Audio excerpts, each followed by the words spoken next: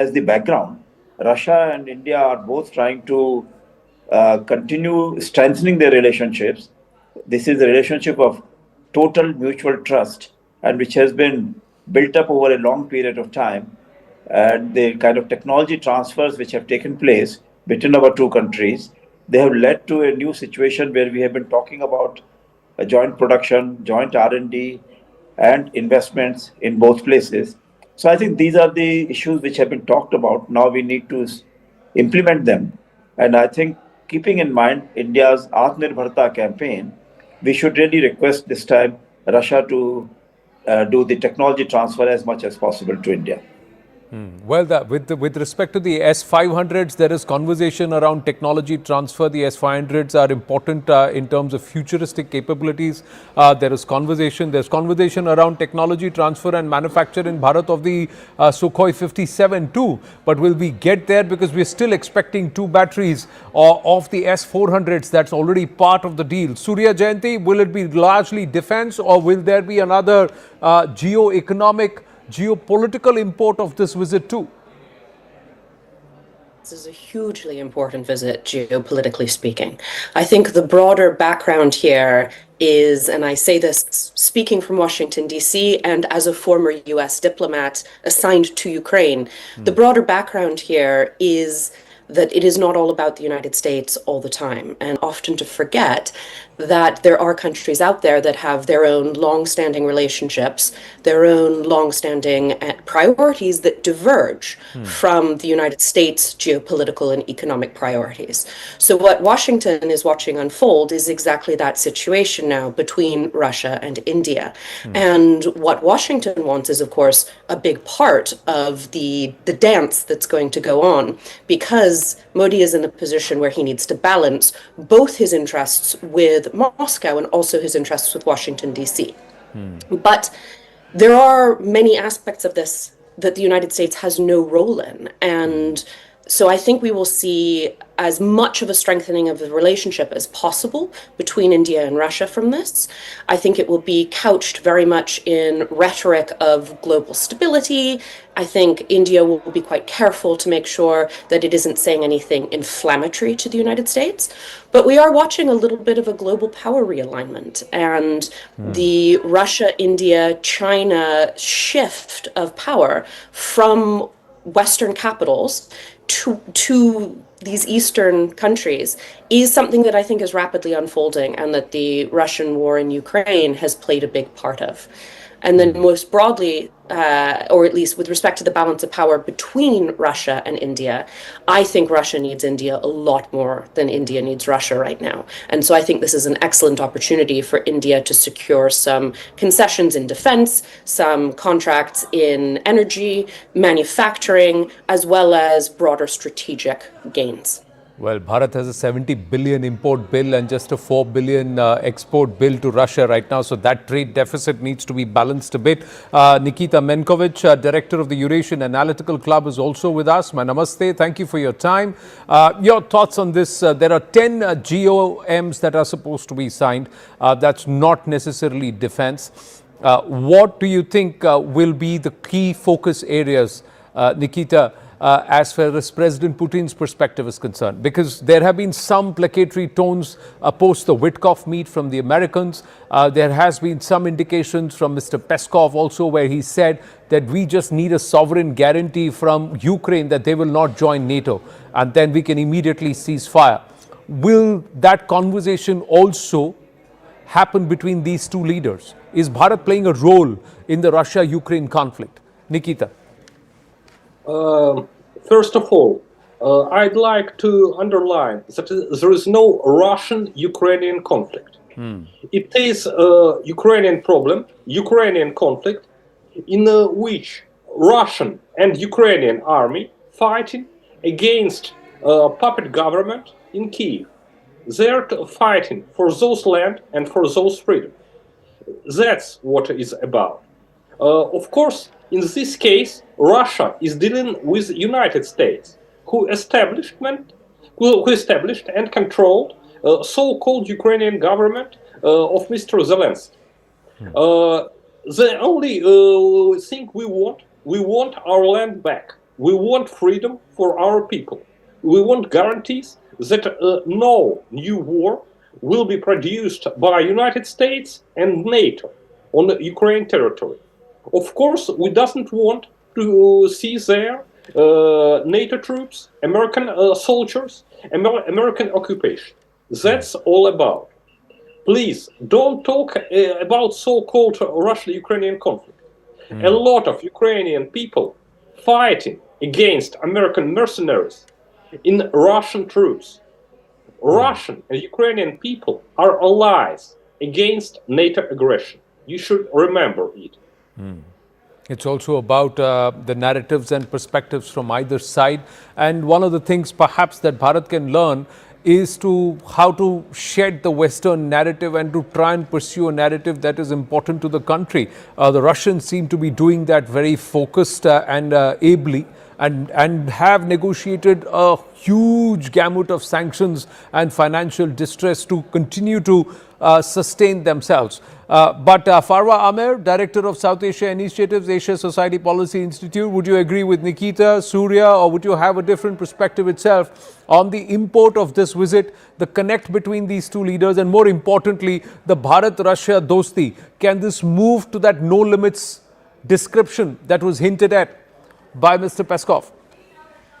Thank you for having me. I do agree with what Surya said. It is important for India to value and to keep continuing to support its partnerships both with Russia and with the United States. Of course, this has been a challenging year for the US-India relationship. There's the trust deficit that has developed, and this visit is coming at a very delicate time because of the US sanctions and the tariffs and the trade deal that is on the table between the United States and India. And there's been a decrease in the crude oil imports that had seen a massive increase and was something notable for the United States between India and Russia. So now when this visit is going to happen, it's going to be one where India would want to make sure that the overall relationship, despite these differences that have emerged because of the sort of curbing the oil imports in light of the US sanctions and to comply with some of the US demands, and in terms of securing its relationship with the West, it will be to also make sure that the relationship with Russia stays stable and steady. One of the biggest narratives coming out of India is to expand this relationship and take it beyond defense and oil, and to try and make it more broadly economic, sort of one where there is room for more technological cooperation.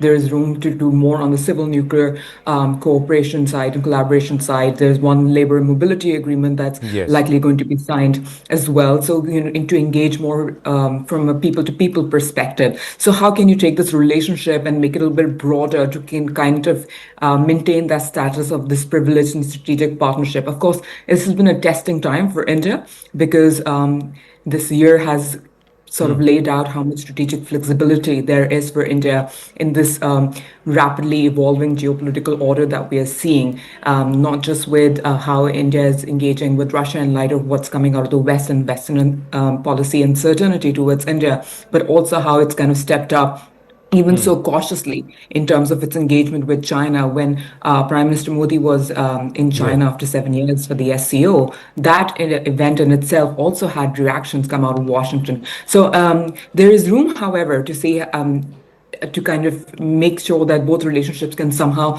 remain in parallel and do well if there's progress on the Ukraine negotiations, peace negotiations. Well, there may be territorial disagreements. There would also be an adversarial thought process between China's machinations under the CCP and the PLA vis-a-vis Bharat. But when a nation like and under the leadership of Donald Trump tries to weaponize trade, then can other nations set aside their territorial ambitions and look at how they can use economics, they can use trade to perhaps defang bullies? Is that a possibility, Shashankji? But if it comes to Bharat and Russia, then there has to be a rupee-ruble agreement. Because you can't base it on the dollar if Russia continues to be sanctioned and Bharat continues to be threatened with sanctions if it continues to buy oil. Although it's hypocritical that nations in Europe, America itself continues to trade with Russia, be it fertilizers, oil, energy, etc. Yeah, I agree with you that America has been putting unilateral tariffs on India, which is quite unfair. But India has to see that, well, they have not put these tariffs on China, Europe, and on itself. And therefore, we have to ensure that whatever oil and other energy resources we buy from Russia, we should use it for ourselves, number one. Secondly, we should go for technology transfer because that will be strengthening the Atmanirbharta campaign of India. Thirdly, as you said, that we have to make arrangement for rupee ruble trading directly, whichever way it is possible, either by more investments by Russia and India, by choosing a larger gamut of imports from India, or asking Indian companies to invest in Russia. Also, as you said, labor movement might be there because apparently Russia is short of technical manpower, skilled manpower, and the labor, and they would very much like to have a large number of people from India. So I think these are all issues which are necessary. China, of course, they have their own territorial ambitions, but China has been telling India for a long time that China and India are both civilizational powers in Asia, and we can delay our contest for a later time. In the meantime, if we build up our economic capacities, our technical capacities, then we might be able to see that Asia has a better role to play in the world relationships. So I think with what America is doing right now, that is making it possible for India to look at the Chinese advice much more positively, which we were not doing earlier, because earlier our foreign minister had been saying that let us first sort out the border issues, and then we will come to the other parts. But now I think that the Americans are putting unilateral sanctions on India, but while leaving out China or many other countries from this.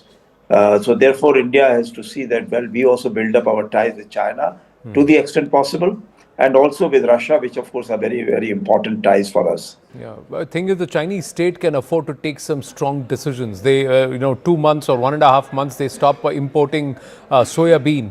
And the Americans immediately looked at that $10 billion bill and immediately, calmed down. So there were certain weapons, again, trade, the amount of debt that the Chinese absorb of the American debt, all of that also weighs in with, Trump trying to look at Bharat and not at China.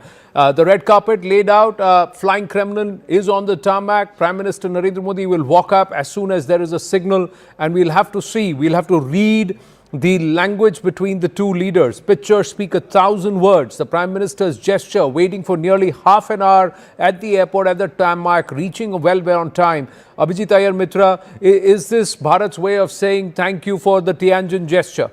Is that one? Secondly, the way these two leaders will meet, greet, and how they depart. If they depart in the same car, irrespective of whether it is the Prime Minister's vehicle or President Putin's vehicle, towards 7 Lok Kalyan Marg, will also send a few signals.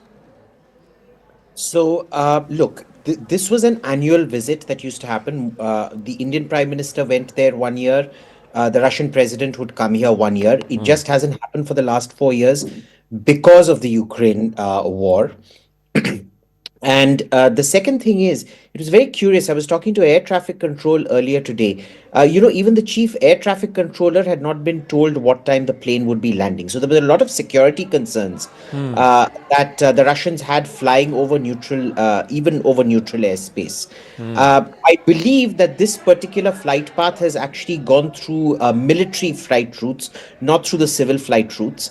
And I don't know how the final coordination was done with the ATC and when the flight plan was given, because till this morning, Delhi ATC sure didn't know what time the plane was going to land. They kept it very guarded. President Putin is just about to step out. Abhijit Iyer Mitra, just staying with the pictures. There you go, thanking the captain of the ship as he steps out. And President Putin is stepping down. He's coming down, and Prime Minister Narendra Modi has walked right up there to the base of those steps to receive President Vladimir Putin. There you go, as he steps down, walks up 10 steps, and there you will see Prime Minister Narendra Modi walking towards him.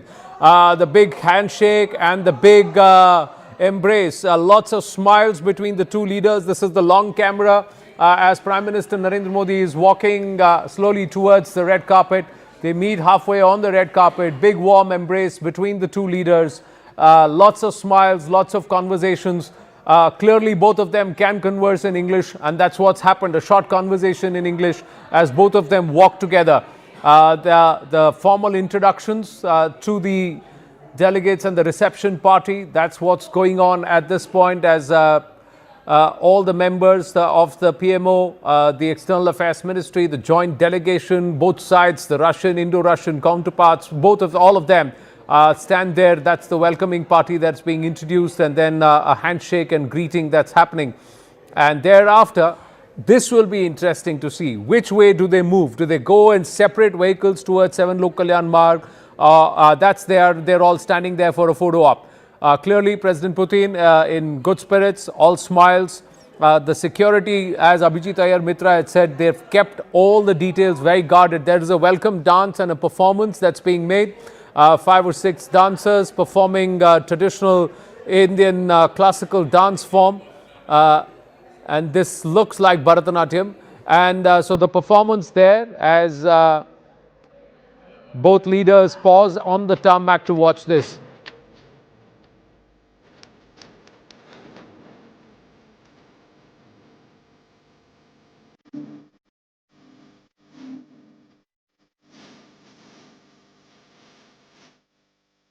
They watch, they applaud the performers for their effort. And that's the white vehicle. Now we'll have to see if they're all leaving together. We'll try and go across to those pictures and see if the leaders are departing together in the same vehicle. That means then the conversations, the broad contours of the conversation would have already begun. Yes, they are stepping in together. They are stepping in together. They are going together. There you go. The import of this is important. This looks like the president's vehicle. The president's vehicle in which Prime Minister Narendra Modi is also seated. The president sitting right behind the chauffeur, the driver's side, and Prime Minister sitting to the president's left. And the two leaders are already conversing. The SPG, the Russian security protocol, all of them sitting there. There are pictures that are being taken of the two leaders, and we'll have those pictures also being released in a bit. But Shashankji is with us. This is significant. After Tianjin, the second time the two leaders are traveling in the same vehicle. This is very rare.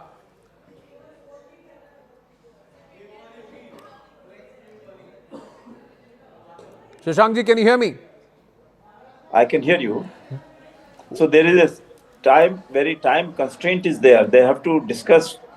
There's so many issues of great importance for bilateral relations and for the global situation as it is evolving, and issues of war and peace, that I think it's important that they should discuss this in the cars in a safe environment and take every opportunity to express their thoughts to each other.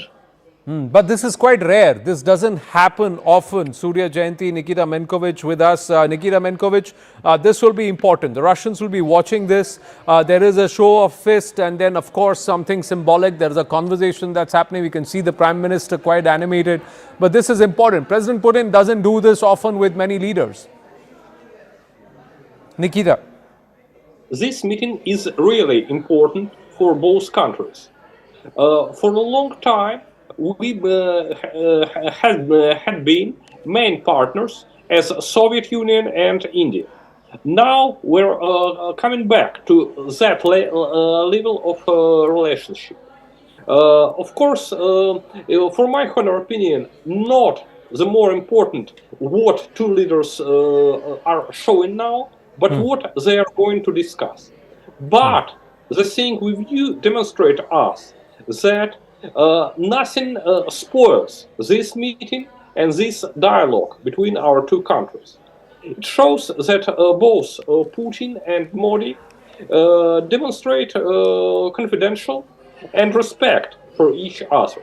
It is a good base for dialogue and for future partnership in economy, in defense, in the military projects. I hope that also IT, science, and other fields will be a topic of our dialogue. And next, I'm just going to interrupt you because we're getting pictures from Arun Dhanta's camera. Arun, you're just at the point where the two leaders are departing in the same car, same vehicle together. So similar to Tianjin, it's a white color vehicle that should come your way any moment now. Arun, talk us through what you see.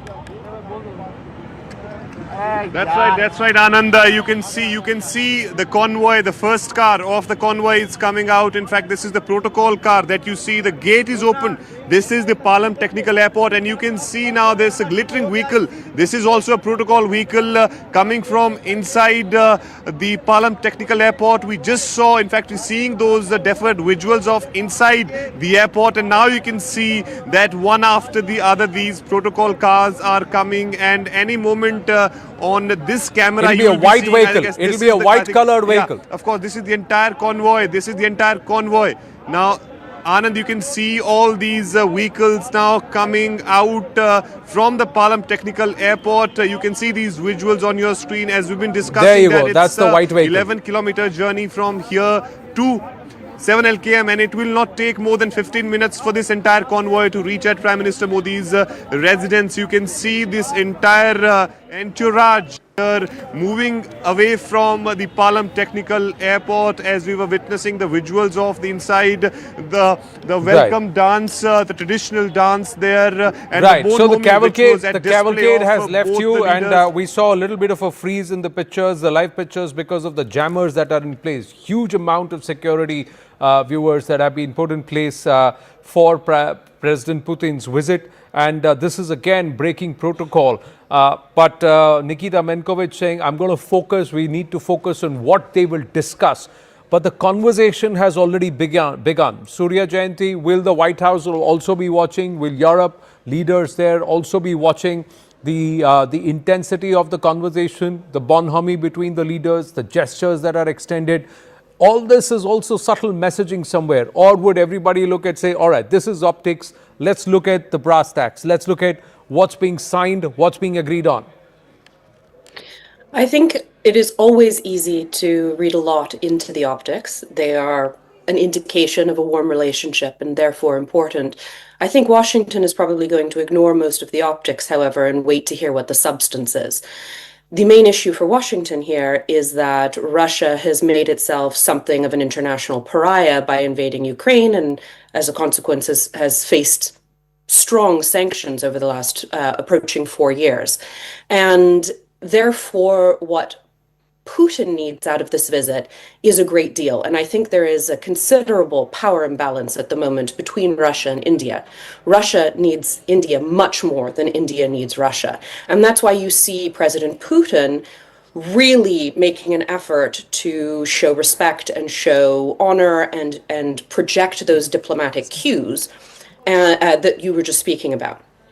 Because Russia finds itself in a difficult position. One, it remains a mostly international pariah, but two, indications are that its economy is in recession, its budget is usually over 33% reliant on oil and gas revenue, and although its export numbers have not actually dropped, its revenue numbers are down 34% this year. It needs India. And so it has come to pay homage, and to some extent, it's come to beg. And so I think this is a great opportunity for India to secure some very solid economic benefits from the relationship.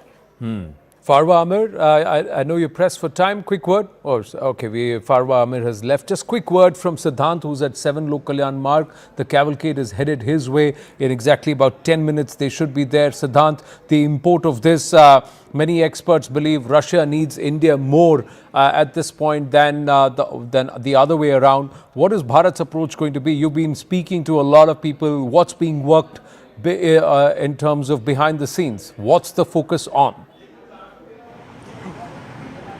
Well, the focus will be mainly on the bilateral issues, Anand.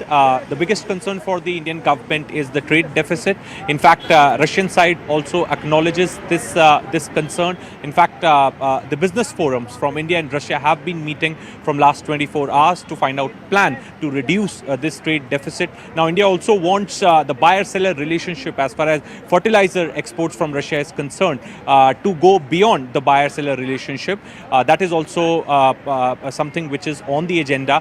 The most important agreement, Anand, is going to be the mobility pact, which both India and Russia are going to sign during this visit of President Putin. Both sides have been working from last 1 year to get this agreement finalized, and now we've been told that agreement has been finalized, and it will be signed tomorrow in presence of the two leaders. So now young Indian talented skilled professionals will be going to Russia to work. So this is something very new introduced in this relationship, and this is one big takeaway perhaps which we could expect in the official document tomorrow. So as you rightly said, Anand, in 10 minutes from now, Prime Minister Modi and President Putin will be reaching 7 Lok Kalyan Marg. Also, Anand, there needs to be a new word coined for this car diplomacy, because each time around these two leaders meet, they also do car diplomacy. They did car diplomacy in Tianjin. Now for the second time they are doing car diplomacy. Nobody knows what they're going to talk. I don't think there is any car diplomacy here, but if I may pinch a word from the times of yore from Indian cinema, this is a Jai Viru on the same bike, and I know it's two friends trying to get a ride together and get some conversations in. This time it's not a motorbike, but it's a car, and it's a phenomenal gesture to show that irrespective of the ebbs and the flows and also the highs and the troughs, peaks and the troughs, their equations will not change, and they will continue to partner with each other and maintain this friendship. That respect is something that needs to be underlined, and the gesture, the Prime Minister going back and sitting in that car, it's the Prime Minister of the country. There is no ego there, saying that, all right, you're the visitor, it's your security vehicle, but I will sit there, let's break protocol, it doesn't matter. And I think somewhere this half an hour, 40-minute wait is also important, because the Prime Minister understanding the import of President Putin, waiting for him in Tianjin on the sidelines of the SCO when Prime Minister Narendra Modi was held up, and President Putin's cavalcade waited for a whole 10 minutes before Prime Minister boarded the RSNR there. Let's try and go back to Shashankji and try and understand. Do you agree with Surya Jayanti when she says that this time around President Putin and Russia require Bharat more than the other way around? I think we should not really look at it from this angle.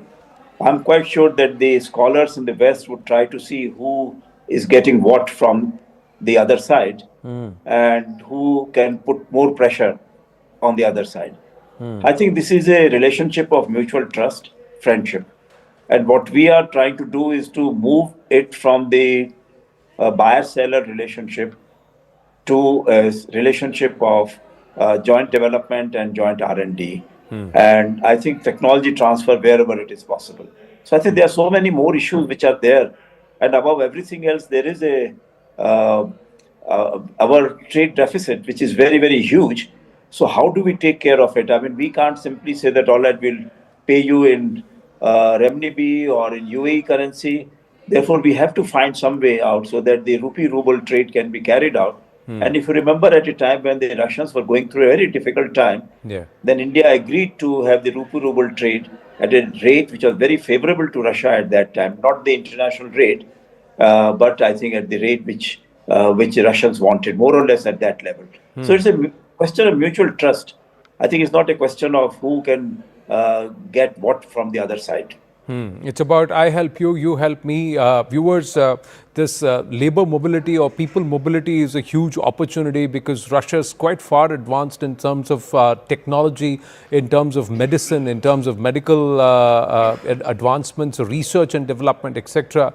As you touch down in Moscow, the airport is not so impressive, but the moment you exit the airport, it's beautiful. And Moscow is a beautiful city. I've been there. And, they may be very strict, but they are always very, very friendly. They break into a smile the moment you say that you're from Bharat. And they have a few songs and a few representative references, which almost every other Russian would be able to tell you. You can figure your way out. But thing is that we don't look eastward. We don't go, largely the traffic has been westward. Abhijit Iyer Mitra, will that change now? Is that possible? And from tourism itself, can there be more to gain for Bharat? We've seen a change in Russian attitudes ever since the war in Ukraine started. I want to remind you, Russia is no longer the Russia it globalized long back. It's no longer what Indians remember of Raj Kapoor songs being sung and things like that. In fact, till the invasion of Ukraine, Russia TV was particularly hostile to India. They used to carry Pakistani propaganda throughout. They used to interview Kashmiri separatists. They used to take their coverage of India was virtually indistinguishable from Al Jazeera. And we know that was pretty much controlled from the Kremlin itself, because RT doesn't really have an independent editorial line. If you take, irrespective of what Margarita Simonian says. That has changed. I think Russia now realizes who its friends are and who its friends aren't. It's a delicate balancing game that India has to play. But look, we've balanced this very, very well. Even when Trump imposed sanctions on India, tariffs on India, not sanctions on India, the linkage to Russian oil was very, very tenuous. Remember that. That came much later. The initial threats of tariffs and things like that were purely about the trade imbalance. So even the Americans, the victory of Indian foreign policy here is that India's security relationship and foreign policy relationship with Russia has never been called into question, even by the Americans. Right. Now, we've just got Sputnik putting this out, citing the Kremlin, saying Prime Minister Narendra Modi's decision to meet President Putin at the aircraft ramp was unexpected, and that the Russian side had not been informed in advance. That's what Kremlin is saying. So this is clearly a surprise move, a gesture that's happened last minute. Traffic has been stopped outside 7 Lok Kalyan Marg. Let's go across to Siddhant.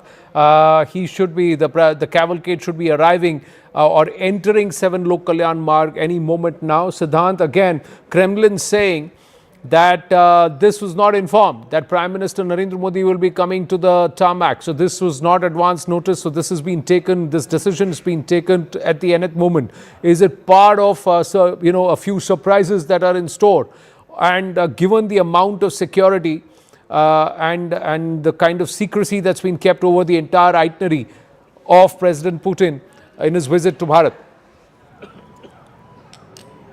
Well, that's right, Anand. In fact, till today afternoon, my sources were also indicating that EM S. Jaishankar will be the minister in waiting for President Putin. But it was CNN News 18 which broke this story first, that Prime Minister Modi will be going to the airport to receive President Putin. In fact, Anand, right now we are at 7 LKM. The traffic on both sides of the road have been stopped, and we could expect the cavalcade to be entering 7 Lok Kalyan Marg any moment from now, or rather the cavalcade has already entered, because we cannot see the cavalcade entering from the location where we are placed stationed. But all we can tell our viewers is that the area has been cordoned off, the traffic has been stopped, and I could also see some of the vehicles coming to the front gate of 7 Lok Kalyan Marg. So both leaders are going to sit for the informal talks. It's only going to be Prime Minister Modi, President Putin, and yes, there you see, Anand, the cavalcade has arrived, and we can now officially say that the cavalcade of President Putin and Prime Minister Modi has reached 7 Lok Kalyan Marg after dropping the leaders inside. Yeah, and if I could request my camera person to pan and give shots to our viewers, the scene outside the 7 Lok Kalyan Marg. In fact, we could see the cars. He needs from the to raise the cavalcade camera up a right little. outside He the needs front to lift gate it up of a bit. Lift, and you need to move out of the frame. Anand, we are move doing out of the that. frame, We're lift doing it up that. a bit, and that's when we can see what's behind.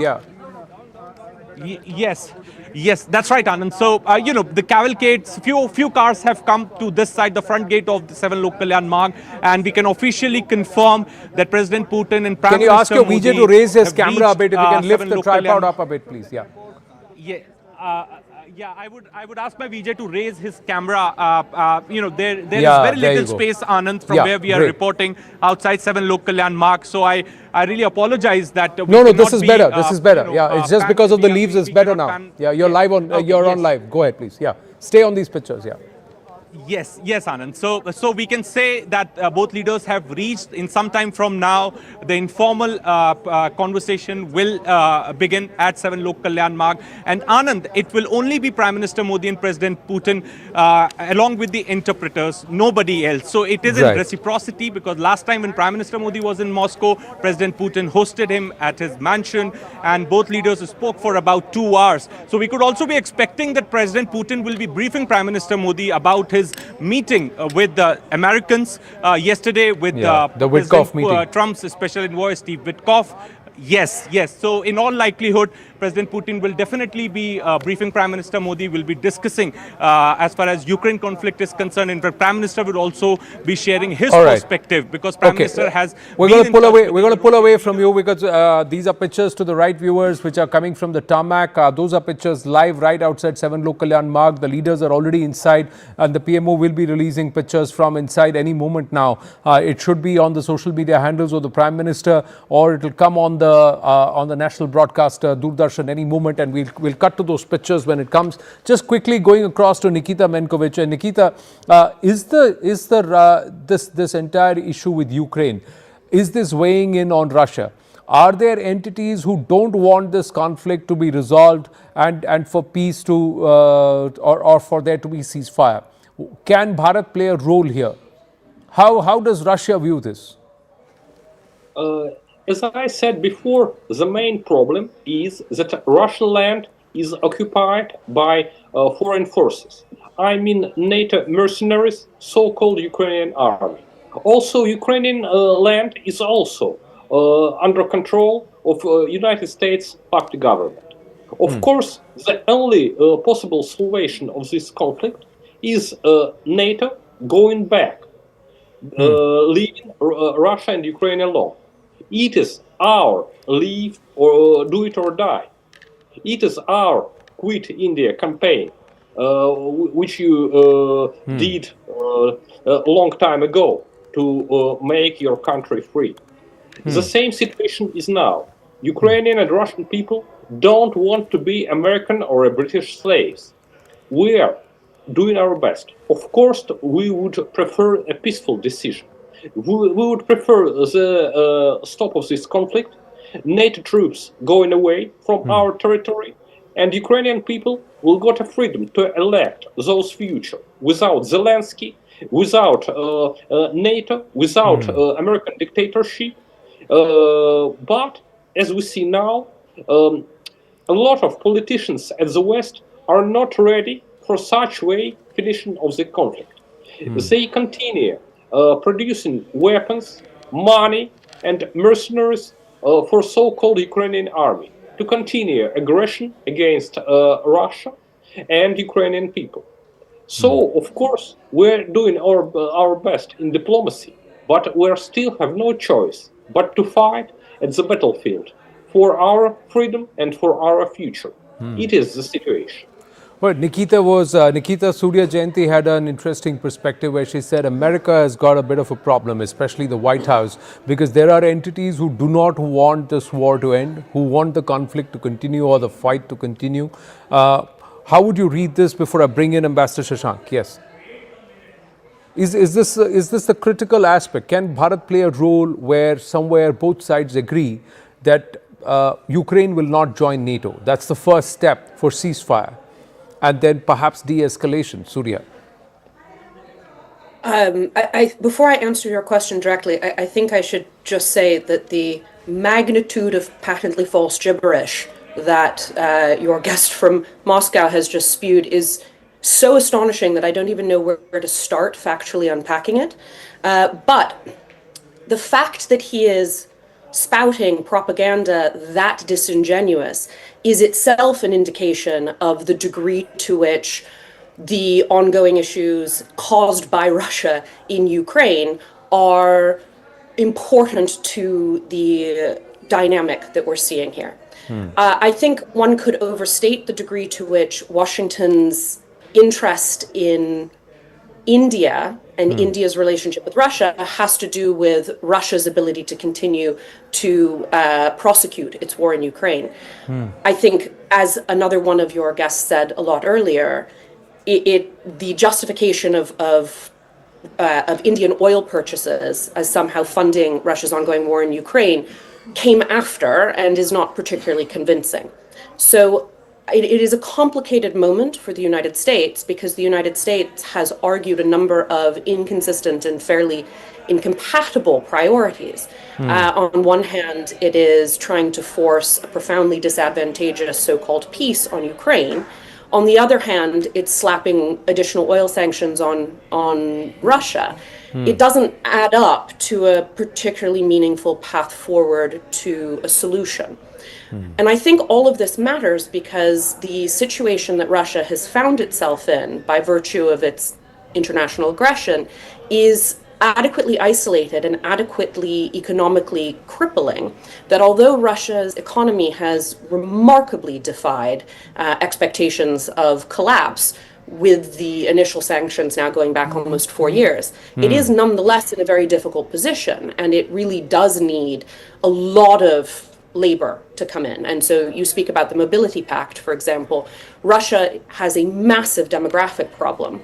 It's lost over 1 million people on the front line and casualties of various kinds. There's been mass exodus by people trying to avoid the draft and trying to avoid the crush of sanctions. So Russia has a demographic and a labor problem. It really needs Indian workers. It also really needs India to continue buying Russian crude. Although Russian crude levels have not actually decreased, the export levels, the amount of money that Russia is getting has dropped 34% since the United States put tariffs on India and then since the October additional sanctions on Russian oil companies like Lukoil. And so it's becoming a more complicated economic relationship for India. I think the political relationship is something that India has managed quite well, considering that its priorities are not the priorities of the United States, but it does need to balance its relationships on both sides. Yeah, so the Indian strategic autonomy approach has been very wise. Right, but Shashankji, we've got Sati Kazanova also with us, and Sati, I'll come across to you after a quick word with Shashankji. There is a neutral perspective, or perhaps there is a different perspective to this entire, there is what Nikita would say and what Surya would agree or disagree. One aspect is the word Ukraine itself means borderlands. So clearly this was the erstwhile border area for the Russian territory. Vladimir Putin is born not so far away from where Volodymyr Zelensky is born. So there is a history there. The other thing is it's the NATO that's expanded eastward, and 20 years ago this was flagged off by Putin, and this is on record that the NATO should not move eastwards towards Russia. That's one part. The other thing is the only warm water access are the Sea of Azov and the Black Sea for the Russians. There is no other warm water access. NATO moving into the Black Sea means the warm water access stops. So this is one part. The other part is the entire Donbas region, which is largely Russian speaking, and Russia has alleged that the CIA was worked the machinations for the government overturn, compared to what the West would say that Russia was trying to supersede its own people and superimpose its authority over Ukraine. Now, how do we view this? And where is the solution? Because both sides have to agree on a solution. The nation that suffered the most amidst all of this is Ukraine. It's totally destroyed. Ukraine is the bread basket or the wheat basket to the world. It's also the fertilizer hub. There are a lot of contributions Ukraine made to the world. I agree with you that Ukraine people have suffered the maximum, and that is because the NATO countries, they felt that they would be able to support Ukraine to the extent that Russia just collapses or Russia just gives in. And that was their initial expectation, which has not materialized. In fact, more and more American scholars are now talking about the Russians trying to go into not only Crimea but also Odessa and to gradually convert Ukraine into a landlocked state. So therefore, what is happening is in Ukraine is we have to keep in mind that something similar was also being tried by the NATO countries when they wanted Quad to become an Asian NATO, as Russia and China had started talking about that. Then India would have been like the Ukraine of Asia, where Taiwan and China would not have fought, but India would have fought on behalf of Taiwan with the as we fought in First World War and Second World War and lost several 70,000-80,000 people in both wars. So I think that is why Indian people are very reluctant, and they want peace to come into Ukraine. They want peace to come in Europe, because whenever there is conflict in Europe, it has led to problems in all over the world. So I think we have to be careful with that. That this time we are trying to bring about a balanced relationship of peace with China, and we are seeing, as Abhijit Iyer Mitra said, that Russia should not feel compelled to play the second fiddle to China. And then we have, of course, the global south. We have our friends in Brazil, South Africa, we have IPSA. So we hope that we would be able to put across the views of the global south more effectively in the BRICS forum and other forums which are there in the inter-regional levels. Right, there's a lot to talk about, but there's also a dinner spread in a short while from now. So are they going to keep the official aspects on the side and also exchange some personal notes and share some non-work moments as two great leaders and of two big nations? That we have to wait and watch. I thank all our other guests, but I'm going to quickly go across to Satani Kazanova, who's with us. Sati, thank you very, very much. Namaste. How do you see... Namaskaram. Namaskaram. And how would you view President Putin's visit? If you don't mind, I would not speak from a political point of view, as I'm not politician, I'm musician, and I'm just so happy that our cultures, our countries building their friendship and relationships stronger, deeper, and of course the cultural side is very fundamental for our countries, because India and Russia, we have way more common points than we could think, such as values, as a family, spirituality, and someone says that, you know, the Western world is very focused on artificial intellect, as long as India and Russia, they focus on the spiritual intellect. And I really like that expression and this idea.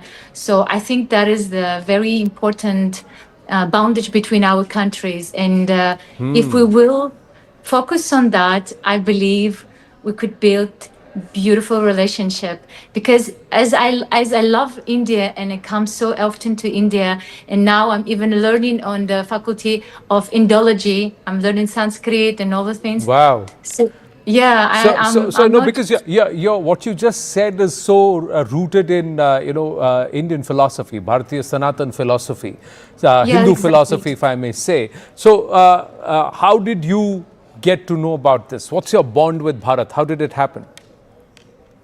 All happened through my guru. His picture, by the way, behind, and my guru Paramahamsa Vishwananda. I met him 13 years ago, and since that moment, I started initiated, and he just gave me all this knowledge. And after all these years, I understood it more than just thing I like. This is the really root and sense of my life. So I consider myself as a Vaishnava. So it's just more than style of life. So that's why I decided to go to the University of the Friendship University to learn for Hindu Indology. And are there many in Russia who are drawn towards Indology or Hindutva or Hinduness? The Vaishnava philosophy? No, unfortunately not many, because it's quite deep topic. You have to really dive. You know, Western world, they're charmed by yoga, but it's such a small part of the great and deep philosophy. So for example, now reading Yoga Sutras of Patanjali, I understand it's so artificial how the understanding of Western world of yoga itself, even the meaning of the word, we don't know. I mean, in the Western world. True. Let me also ask you. You said that we should call ourselves Bharat, not India. Why do you say Definitely. that? Yes. Why do you say that? because it brings back to your own root, to own values and power. I remember, so you believe that we should call ourselves Bharat in any language, and that's the better way to refer to ourselves. Yes, I believe it will bring you back to that original source, to your power, because originally India was not called India. It happened through Arabic and British people because of geographical location. So those who live nearby or behind the river Hind, those were Sindhu. called Hindi, Sindhu, Hindi, whatever. Yeah, Al Hind. So, yeah, Al Hind. That's how it happened. So it's not your original name, and I think it's time to come back, and it's a beautiful, soft revolution or evolution of your culture. Well, Sati, if I may call you that, in Yes. 2018, I believe Prime Minister Narendra Modi showed President Putin something, and that Yes. involved you. So I'm going to request you to sing that for us. Mahatma was, Gandhi's very favorite bhajan.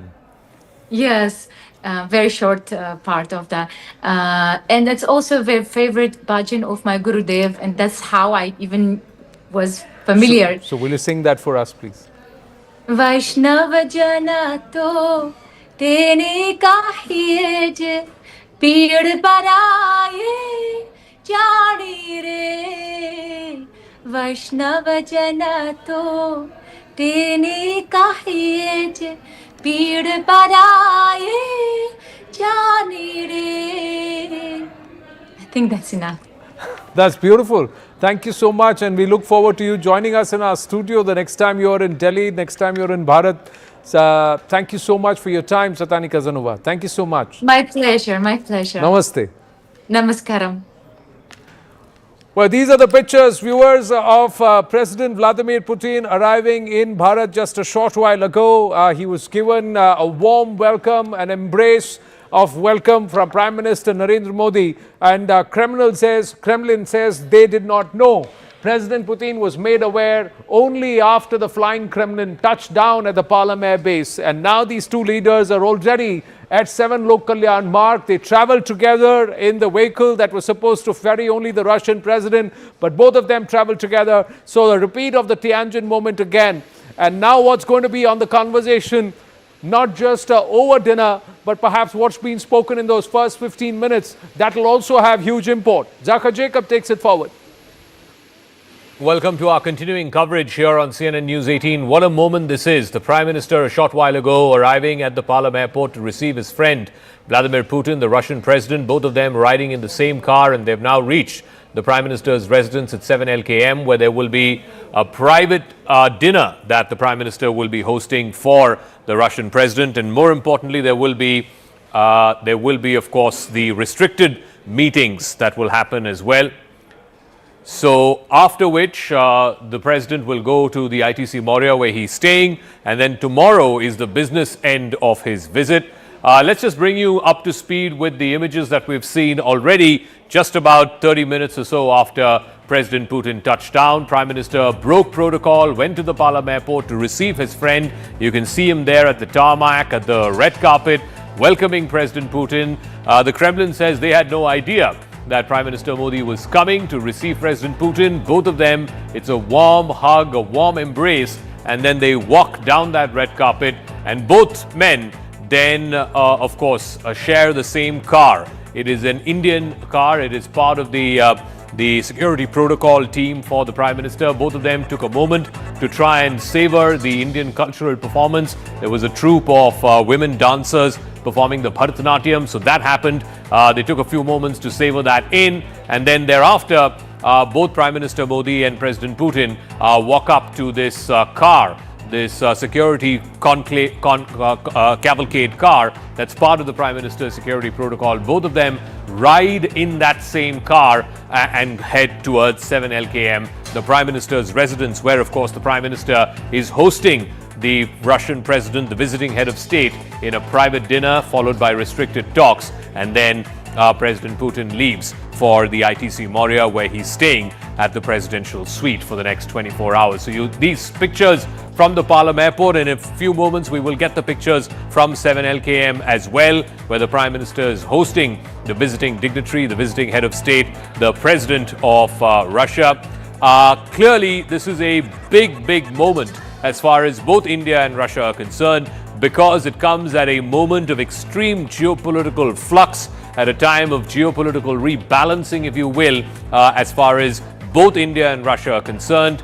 The Trump tariffs on India for importing Russian oil have really upended the relationship between India and the United States. It's also upended India's traditional relationship with Russia. Why Russia and India click? I think that's an important one to look at, because Russia's Cold War, particularly in the 1971 war, in the liberation of Bangladesh, Kashmir vetoes. Every time Kashmir has come up at the United Nations Security Council, it has always been Russia that has backed India.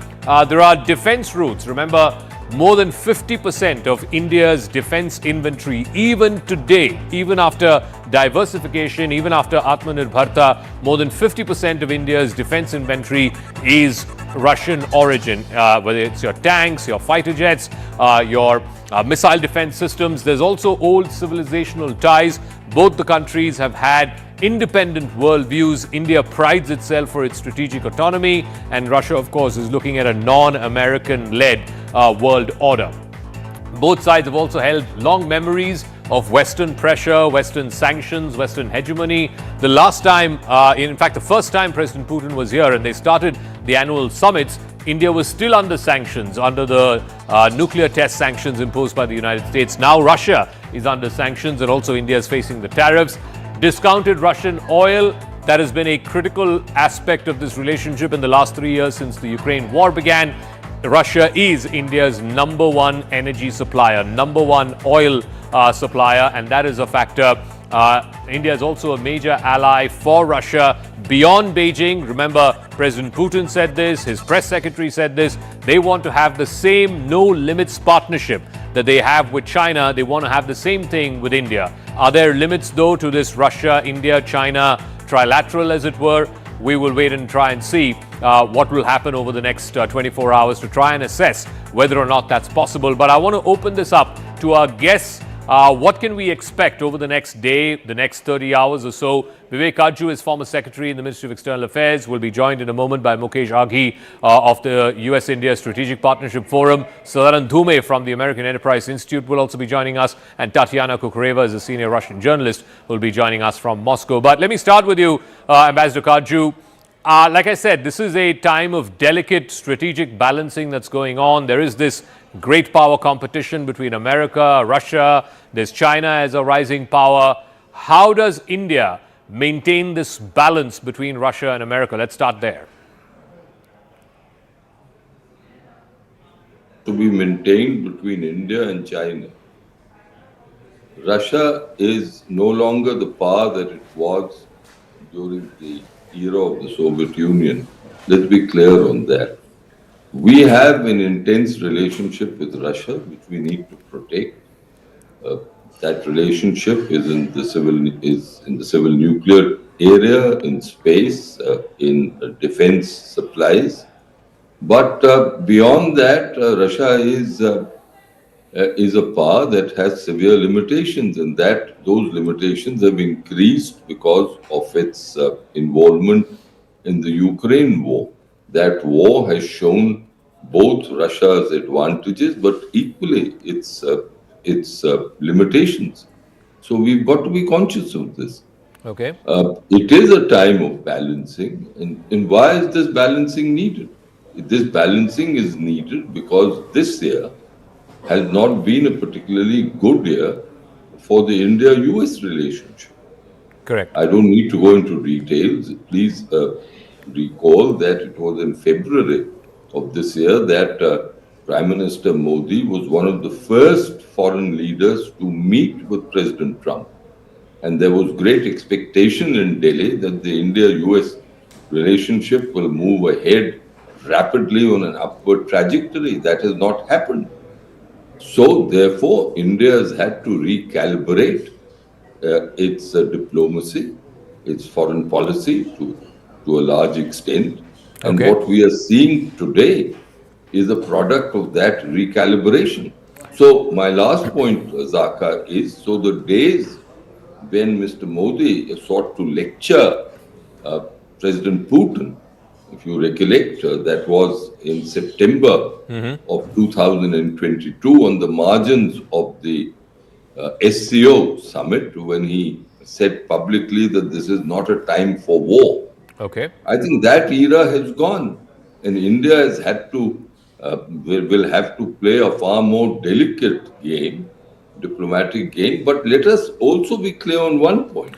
Sir, just one We- second, because we have a live link with the CNN reporter Will Ripley, who is in Delhi and will be covering this visit of President Putin over the next day or so. Will, thank you very much for joining us here on News 18. A lot is on the agenda for both President Putin and Prime Minister Modi. There's trade, defense deals, mobility agreements that people are talking about. What, at the end of the day, do you reckon would be the tangible results that we can expect at the end of the day of negotiations tomorrow?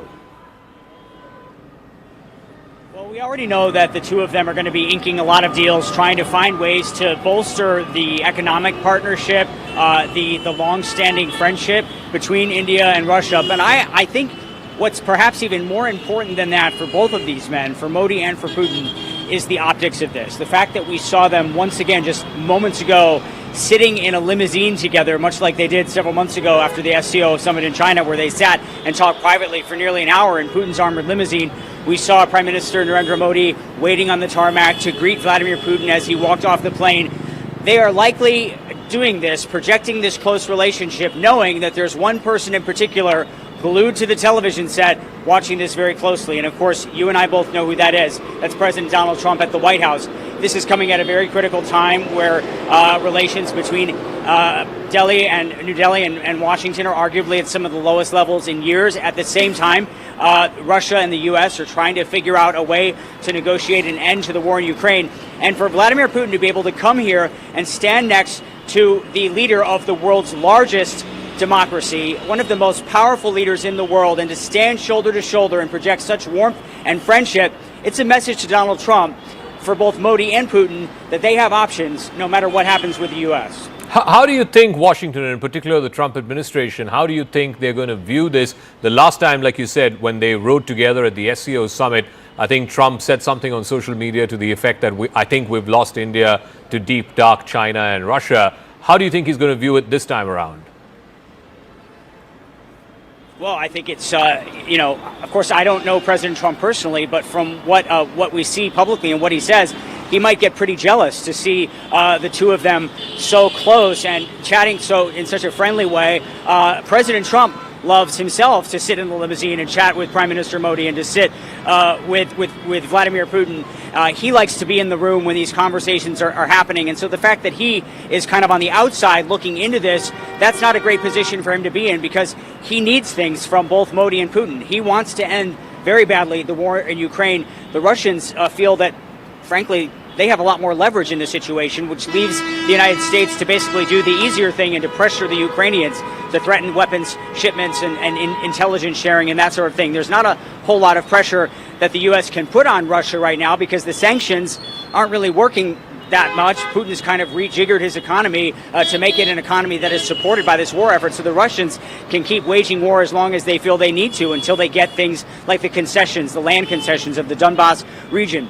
And so for President Trump to be watching that and to know that he doesn't have a whole lot of economic leverage either, because of the fact that India is purchasing so much affordable Russian oil, the economic relationship, the military technology, the fighter jet, information sharing that could be negotiated and signed here in the coming hours. All of it certainly leaves President Trump sitting in the White House wondering what he's going to need to do to get himself in the position that he likes, which is a more powerful position than perhaps the United States is sitting in right now. Okay, Will Ripley, many thanks for joining us live covering the visit of President Putin to Delhi. Of course, both of them have now arrived at the Prime Minister's residence, where a private dinner is being hosted by the Prime Minister for the visiting president.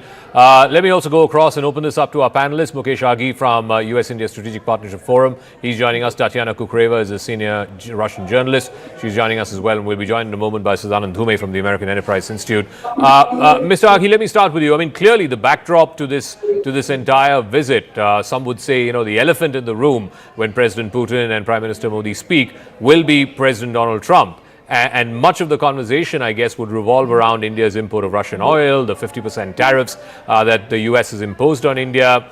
How does India play this delicate balancing act?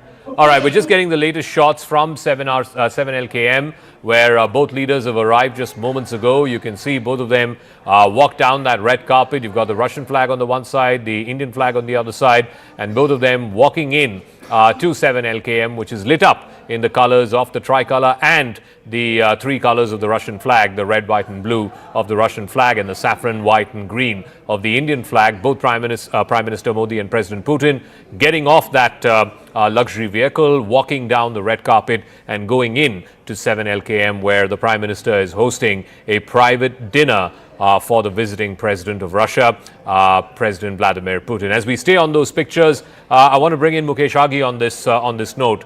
How will this be viewed in the White House by President Trump? And again, how does India strategically balance its interests at the same time not having to antagonize President Trump? Well, Zaka, first is when you look at the current situation between India and the US, it is driven more by the US in the current scenario. The second part is the relationship is not just about tariff between the two countries. I think relationship is much broader and deeper. So I think the tariff issue, if you just park aside, we're seeing the trade still moving forward. The students are still coming in. The technology transfer is happening. So that's so I would like to say that please let's not focus just on tariff. The relationship is much broader. How is this being viewed? I think you have a prime minister who has basically managed this very carefully, because you have a country, Russia, which has been with India for many years and supported India in every aspect. But at the same time, it's a country which is diminishing power, and economy is in a challenging position, whereas India's largest trading partner is the United States. If you look at the majority of the capital is coming from the US companies. When you look at in the aspect of technology transfer, it's coming more from the US. When you look at the global capability centers in India, almost 2,000, 60% are US, and creating a lot of innovation in every aspect. So the relationship with the US is still very important, very critical, and it will keep on moving forward. I think the shock of the 50% tariff is gone. India has managed that very well. It has been able to divert a lot of the exports from US to other countries. So I think that leverage which US had has kind of dwindled down substantially. So I would say that while Russian president was coming in, we saw a couple of orders on defense deal with the US announced. They're sending a message to the US also saying that the relationship is very important. We will maintain our relationship with our friends, be it China, be it Russia, or be it European Union. So I think from every aspect, India is playing a very strong role as trying to manage a multilateral relationship between different countries. I also want to go across to Tatiana, and both Mr. Aghi and Ambassador Kaju before him, one running theme had been, look, Russia is not the power that it used to be. Yes, India has had a long-standing relationship with Russia, even with the Soviet Union, on the defense front, on other fronts, but it is a diminishing power. It is a declining power. How do you see that? Well, I don't quite agree with that, understandably. If anything, our economy has shown its incredible resilience, because for almost 4 years now, I've heard this. We've heard this every year, saying, "Okay, your economy is going to collapse. You're not going to survive this," and yet here we are.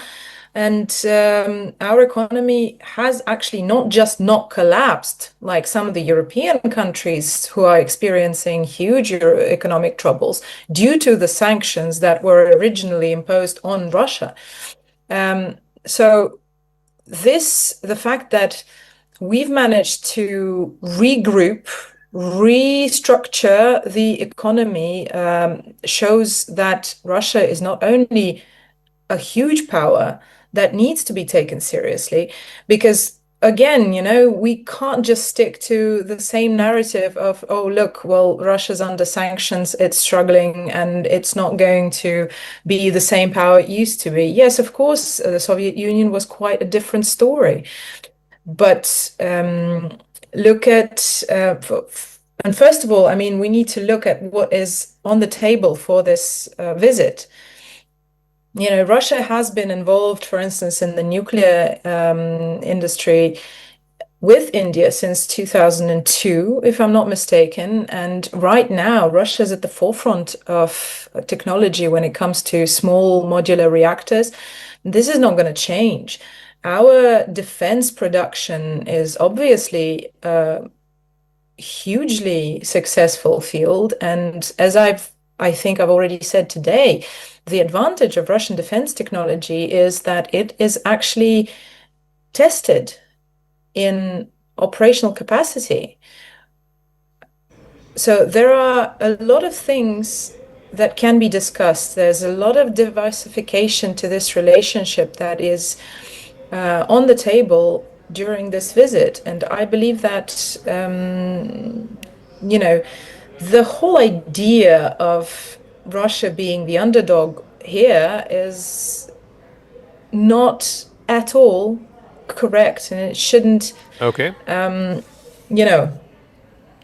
So we should look at things from a different perspective. So I think Tatiana is right. I mean, tomorrow when the leaders discuss, when they get to the business end of the business day, really, they will be talking about diversification of this relationship. I believe there's something about labor mobility that they will announce tomorrow. There's going to be something about import of fertilizers from Russia. So they're trying to diversify the breadth of this relationship. Sadanand Dhume, senior fellow with the American Enterprise Institute, is also joining us.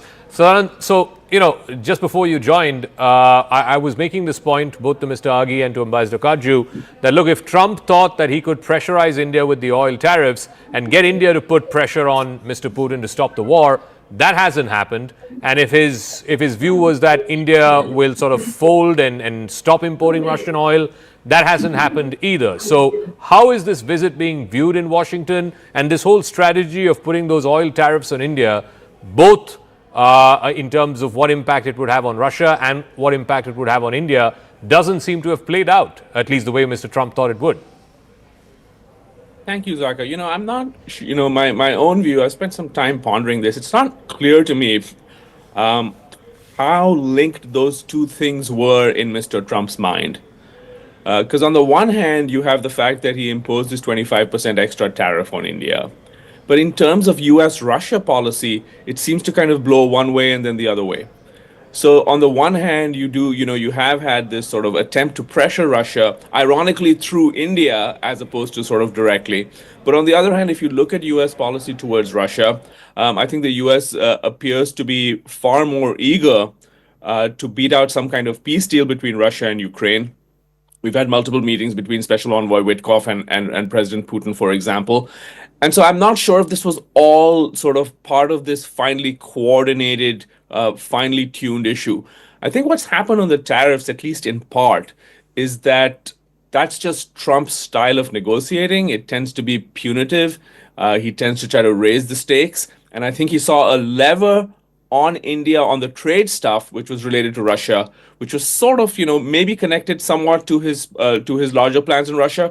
But I think the trade dispute is at least in my mind, it's a separate strand of policy here. Ambassador Kaju, just in terms of, clearly Trump wants to end this war. And even earlier this week, Steve Witkoff and Jared Kushner were in Russia. Mr. Putin doesn't seem to be in any mind to end this war. He wants to win this war on the battlefield, and he thinks that he's winning the war on the battlefield. But the problem is also those oil tariffs are not going to go away till this war ends. So whether India likes it or not, India has skin in this game. So how does India manage it then, Ambassador? Look, India has wanted the war to end no sooner had it begun. There's no doubt about it. India wants this war to end. I think it's in India's interest that this war ends quickly. But anyone in Delhi who believes that India has leverage over Russia and can contribute to ending this war would be in cuckoo land. I don't think we really have any leverage over Russia on this. This is a European matter for Russia, it's a Western matter, and the Russians have gained substantially on the battlefield. Trump understands that. The Europeans are still hung up on sovereignty issues, and Putin has an advantage here. He can wait it out for quite some time. I think his economy has held. So that is one aspect. The second is that I do not believe that the tariffs have not hurt us. The tariffs have been in labor-intensive industries. There have been layoffs. And while we have tried to look for other markets, there are areas like textiles, like carpets, etc., where there is no substitute for the American market. So the tariffs have hurt. And Modi would like the tariffs to become more reasonable. Certainly, he would like the 25% based on Russian oil exports, that portion of the tariffs to be history, but that's not happening. Yeah. So I think the signal that Mr. Modi is sending to Washington, particularly to Mr. Trump, is that India has alternatives, that India can play the grand strategy game and will not be pressurized by the Americans. Okay. The fact is that what is the ambit of play that we have here? On that, we can have a discussion till the cows come home and not arrive at a definite consensus. Okay. But my last point, we are hurting. On that, let there be no doubt. Despite all the signaling that is being sent to Washington, we are hurting because of tariffs. So Mr. Aghi, the problem here is that Trump has undertaken a strategy. I'm not sure the results are paying off. And two, by taking the actions he has taken, he's only pushing India further and further into Russia's embrace. In fact, just before he arrived here, President Putin and his press secretary basically said that we want to have the same kind of relationship with India that we have with China. Now, you could argue that it's not possible because of all kinds of reasons, but at least in the Russian thinking, in the Russian point of view, they want to have the same relationship, the same no limits partnership that they have with Beijing. They want to extend that to India as well. And some would say, why shouldn't India take that hand of friendship? Because after all, Trump is pushing us in that direction. Well, I would not basically measure the relationship India has with the US vis-a-vis Russia or China, because the relationship is much broader, much deeper. You have around 5+ billion Indian Americans who basically are quite engaged in the economic, social environment, technology environment, academia, and they work very closely either from emotional attachment or economic attachment with India. When you look at the corporate America, and I've talked to roughly 80+ global CEOs in the last 30 days, not a single one has said that they will move the investment out of India, or they will move their supply chain out of India, or they will shorten their investment in their global capability centers. So I think you have to understand the relationship between the United States and India is very, very different than with Russia or with China. I mean, so with Russia, it's more on a commodity base. You're basically getting oil, or you're getting other commodities itself. As far as trade goes, I mean, India's export to Russia is less than $5 billion. Whereas with the US and India is over $200 billion two-way trade itself. So I think the relationship is very, very different, very solid. Yes, tariffs are hurting, but I think the relationship is just not just based on tariff. And I think last quarter GDP results showed tariff or no tariff, India's economy grew by 8.2%. Tatiana, one of the points that a lot of guests have made, and I think what Mr. Aghi was also trying to allude to, is that the relationship between India and Russia basically has two legs. One is the defense relationship, which is an old one. I mean, even today, despite diversification, despite, Atmanirbharta or self-reliance for defense manufacturing, more than 50% of India's weapons inventory has a Russian origin. So that's a long-standing one. And the other leg now, particularly since this war began, is on the energy side, with India importing a lot of Russian oil. But beyond that, whether it is people-to-people contact, and I was looking at it, there are 70,000 Indians who are living and working in Russia right now. There are 5 million Indian Americans. The breadth of this relationship is very limited. It's very thin. Well, this is exactly what is being looked at in terms of diversification, including during this visit. You know that the State Duma has just ratified the agreement that basically lays the foundation for many things, a legal foundation for including the labor, logistics, but not limited to that. And however it doesn't, however small it feels, but for instance, in central Moscow, where I'm right now, it feels like we've had a lot more tourism from India. There is this connection between the people of Russia and India that has been there for decades. I mean, there is a cultural connection.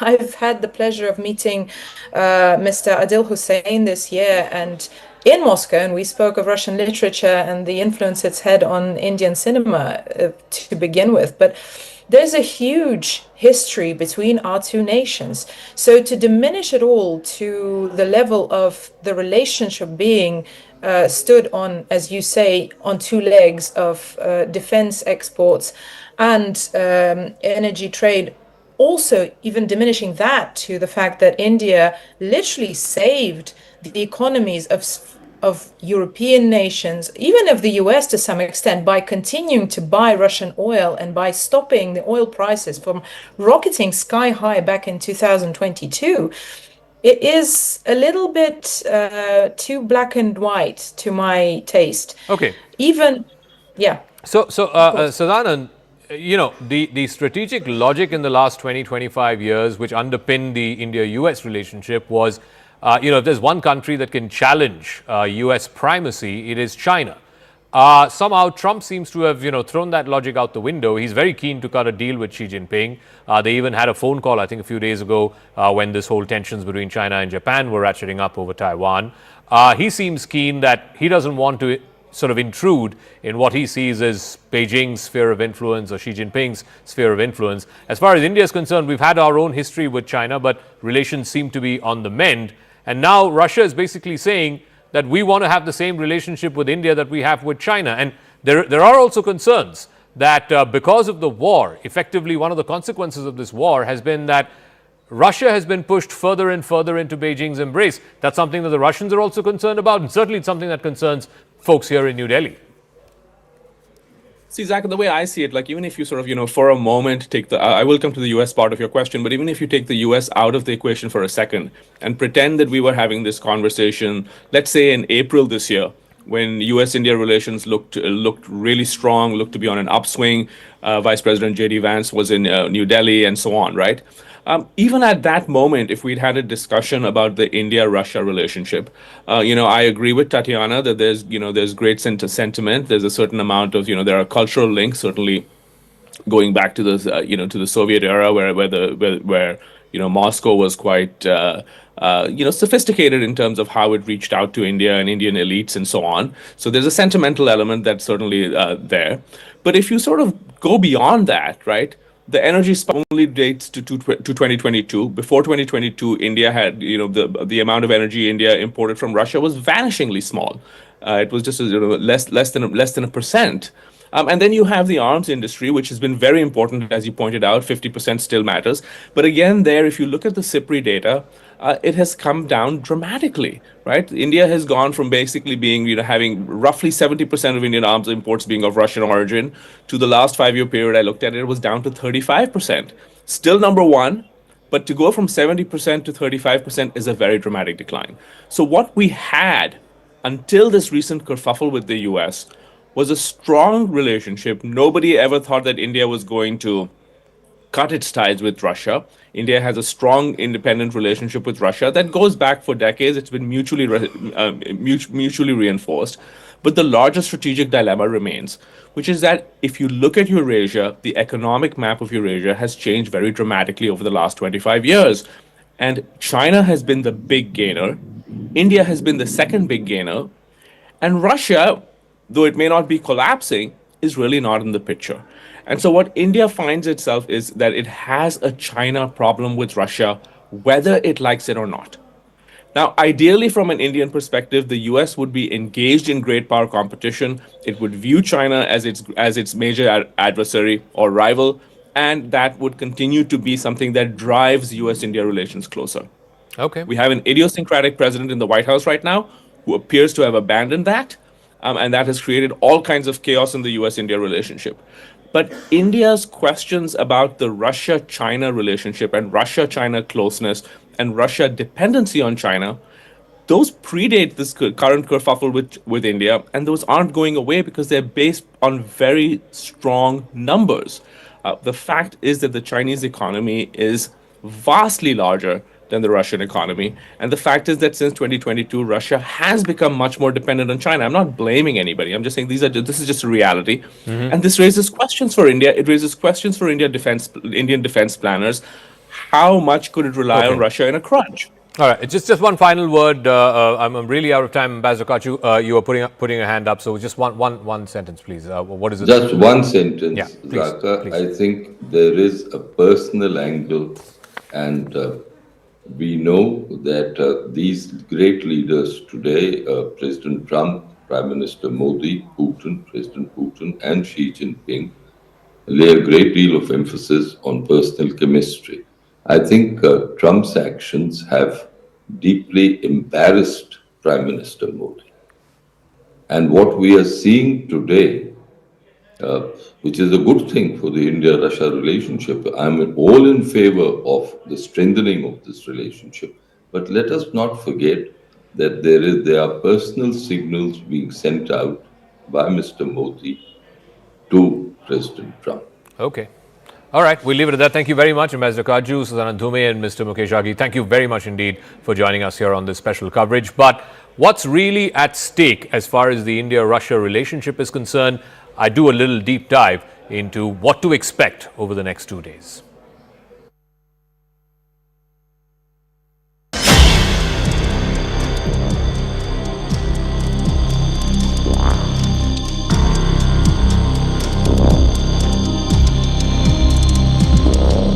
President Vladimir Putin of Russia arrived in New Delhi Thursday for the annual India-Russia summit, which marks Russia's long-standing partnership with India. President Putin and Prime Minister Modi are expected to discuss a wide range of issues from defense to energy to talent mobility. As many as 10 agreements between the two governments are expected to be announced during the visit. Putin is traveling with 75 Russian CEOs, the largest delegation that he's carried to India in the last 20 years. But looming over the bilateral discussions between Putin and Modi will be a third figure, a man who's been testing the limits of this partnership, US President Donald Trump. The timing is particularly sensitive for India, which has been searching for ways to resolve its tariff situation with Trump, particularly the oil tariffs. Trump has accused India of financing Russia's war on Ukraine by buying Russian oil. He has singled India out and imposed 25% oil tariffs on India, which is the only country to face these tariffs, even though China imports much more Russian oil than India does. Last month, India's biggest oil companies, both public and private, said that they would stop buying Russian crude after US sanctions on Russian oil giants Rosneft and Lukoil, which are the two biggest Russian energy companies. The bilateral summit signals to the world that both India and Russia are committed to this relationship that dates back to the Soviet Union. This is the 23rd version of the annual summit, which first began in the year 2000 when Vladimir Putin first became president.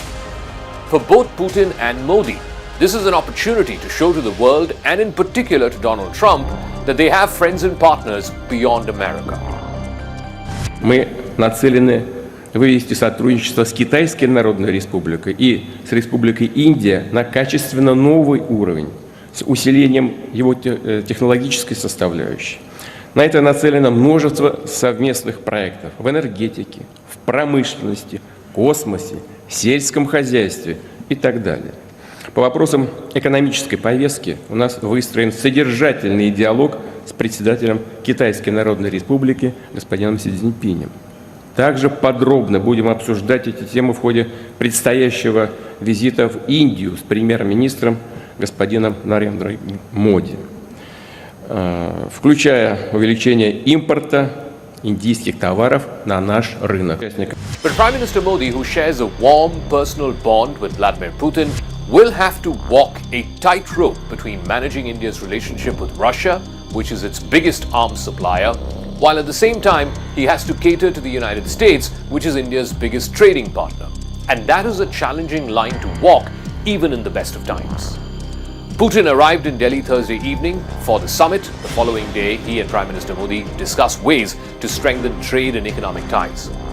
India-Russia trade ties have been minimal, with India exporting less than $5 billion to Russia.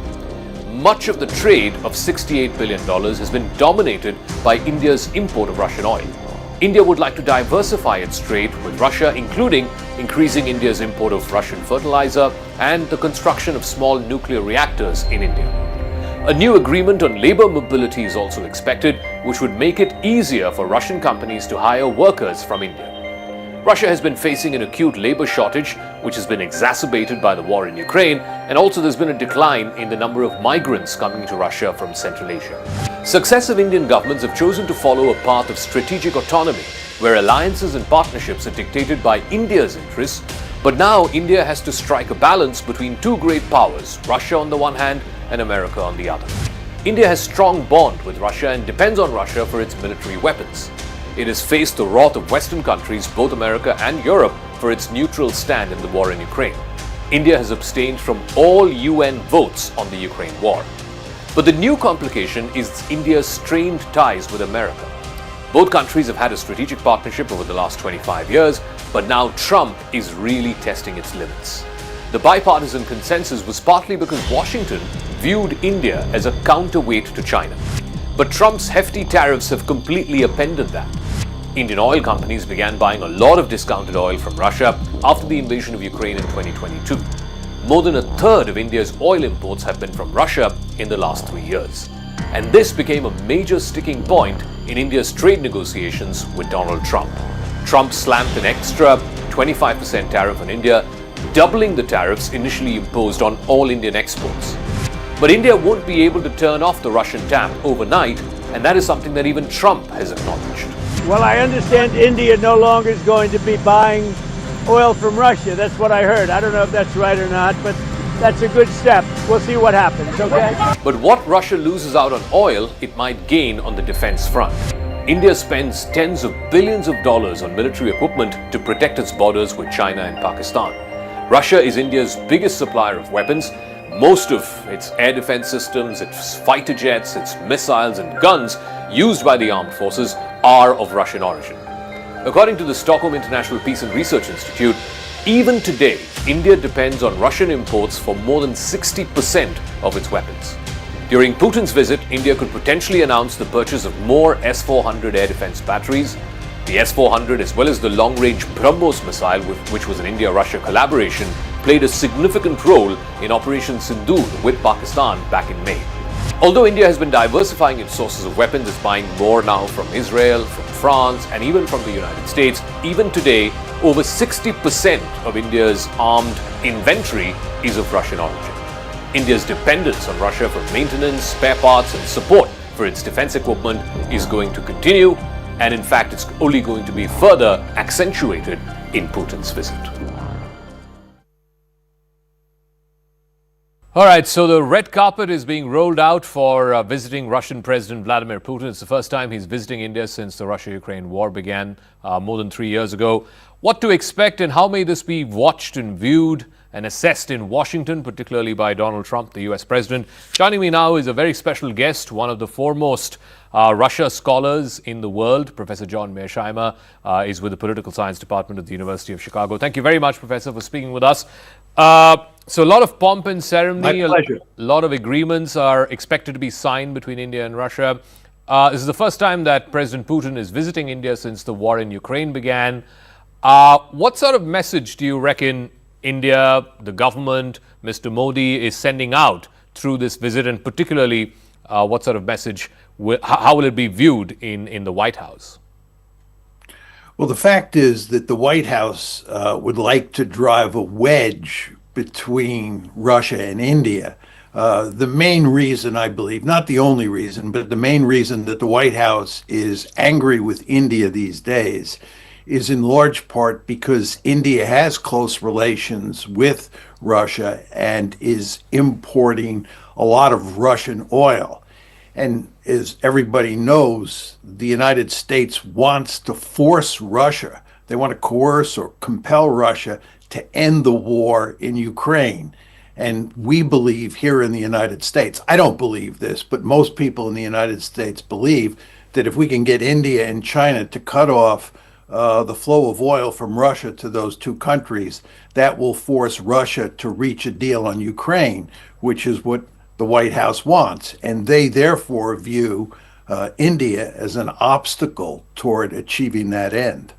But what then explains why only India is facing these oil tariffs? China imports more Russian oil than India does, but there's no oil tariffs on China. Well, it's because China has much more economic leverage over the United States than India does. Trump tried to play hardball with China. He tried to get tougher with China than he has been with India, but he failed because the Chinese have a number of cards they can play involving things like rare earths and rare earth magnets that the United States desperately needs. So Trump was forced to back off vis-a-vis China, but he's not been forced to back off vis-a-vis India. So he continues to see India as the one country that he can pressure to help force the Russians to reach some sort of agreement on the Ukraine deal. But this is obviously not going to happen. But the view here in India, Professor, seems to be that Trump is only forcibly pushing India more into the Russia corner by imposing these sanctions on Russian oil. And there's nothing to suggest in the last 3 months since these sanctions have come in place, since these tariffs have come in place, there's nothing to suggest that Indian import of Russian oil has actually come down. If anything, it's actually remained at the same level or gone up marginally. Absolutely. I mean, I think this is a remarkably foolish policy. I think that the Trump administration, which came into office looking like it was going to have excellent relations with India, has fundamentally moved in the wrong direction by causing all sorts of trouble with India, mainly by putting 50% tariffs on India, is a fundamental mistake. And the idea that you can get tougher and tougher with India and India is going to cave, I believe, is misguided thinking. And at what point does Trump relent? And if he doesn't relent, then can India sort of offset some of the damage that it's seeing in the India-US trade relationship? Can it sell some of those products to Russia or to Europe or anywhere else in the West? Well, the problem here is the Ukraine war, right? In fact, Trump wants to have good relations with both Russia and India. I know this sounds odd, but Trump is interested in settling the Ukraine war and improving U.S.-Russian relations.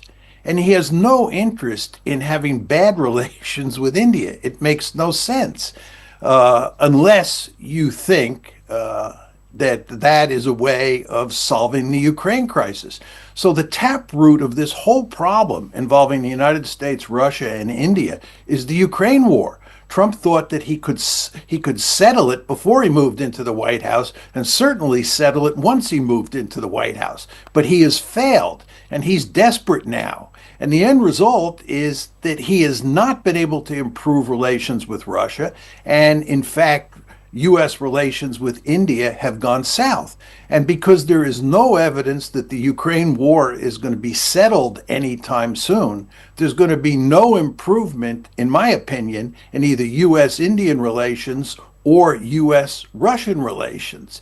And I think the best thing India can do at this point in time is make sure that it maintains good relations with the Russians, but doesn't do anything to antagonize the Americans any more than they've already been antagonized. Where is that war as you see it? I mean, this week, Steve Witkoff, who is Trump's envoy, Jared Kushner, his son-in-law, were at the Kremlin.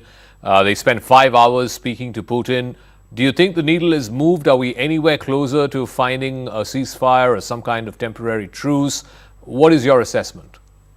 Absolutely not. And Ushakov, Yuri Ushakov, who is the principal Russian spokesman on this issue and who was present at the meeting, made it very clear afterwards that there has been no progress at all. And I believe there cannot be any progress, that there's no way that this war can be settled diplomatically. And that's because the Russians on one side and the Ukrainians and the West on the other side have irreconcilable goals. There's no way that the Ukrainians and the Europeans are going to cave in to Russia's principal demands. And the Russians have made it clear that those principal demands are non-negotiable. So there's no way you're going to get a deal here. And therefore, this meeting in Moscow for 5 hours was just a waste of time. This is going nowhere. So the problem that India faces is that the problem is not going to go away. And at some point, the Russians are going to win on the battlefield. And this is going to cause huge trouble for Trump. Trump is in trouble on a number of fronts, both domestically and internationally. And if the Ukrainians fall apart in their fight against the Russians, this will be a huge black mark for the Trump administration. And this is the context in which India operates. And India is in a very delicate position, in my opinion. And what India should do, I think, is just downplay its antagonism with the United States as much as possible, say all the right things, but fully understand that there's not anything they can do to meaningfully improve relations with the United States until the Ukraine war is settled one way or another. So the broad contours of this 28-point peace plan, which Trump has put up and his envoys are negotiating with the Kremlin, the nub of it seems to be that the remaining areas of the Donbass region, I think there's about 10% or so in Donetsk, which is still under Ukrainian control. If Ukraine were to give that up, and Russia keeps those 4 provinces in the east, then it might be open to some kind of a ceasefire. Is that a reasonable sort of inference of where things stand right now? And what is it that will take Vladimir Putin to end this war? With all due respect, I don't think that would do the trick. First of all, the Russians have no interest in a ceasefire because they're doing well militarily on the battlefield, and they see a ceasefire as a way for Ukraine to stop the war temporarily and rearm. So the Russians say there has to be a genuine peace agreement. Now, you raised the issue of territory, and there's no question that the Russians demand that Ukraine and the West recognize their annexation of these 4 oblasts in the east, plus Crimea. But there are 2 other huge issues floating around out there. One is the question of admission to NATO and security guarantees. It looks like admission to NATO might be taken off the table. But the fact is, the West still is talking about meaningful security guarantees for Ukraine, which is a de facto version of NATO membership. The Russians say this is unacceptable. And then finally, there's the whole question of disarmament. The Russians demanded back in the Istanbul negotiations in March, April of 2022, when they were negotiating, the Russians were negotiating with the Ukrainians, that the standing Ukrainian army, once the war was ended, be about 85,000 men. That was the Russian demand. The Ukrainians said at the time that the number should be 250,000. Well, the West is now talking about a standing Ukrainian army of 800,000 men. maybe 600,000 men. These numbers are categorically unacceptable to the Russians. So you have huge problems on the disarmament front, you have huge problems on the security guarantee front, and you were raising the issue of territory. The Ukrainians have made it clear, and the Europeans have made it clear, that they won't agree to giving up any Ukrainian territory to Russia. So this is why this is a non-starter, and it's going to be settled on the battlefield, and it's going to be settled in Russia's favor. One of the things that President Putin also spoke about just before coming to New Delhi, and I think his press secretary elaborated that in greater detail, is that they want to have more economic engagement with India. They want to have with India the kind of no limits partnership that they have with China. You think it's possible at all? I think there's no question that the Russians are desperate to have good relations with countries outside of the West.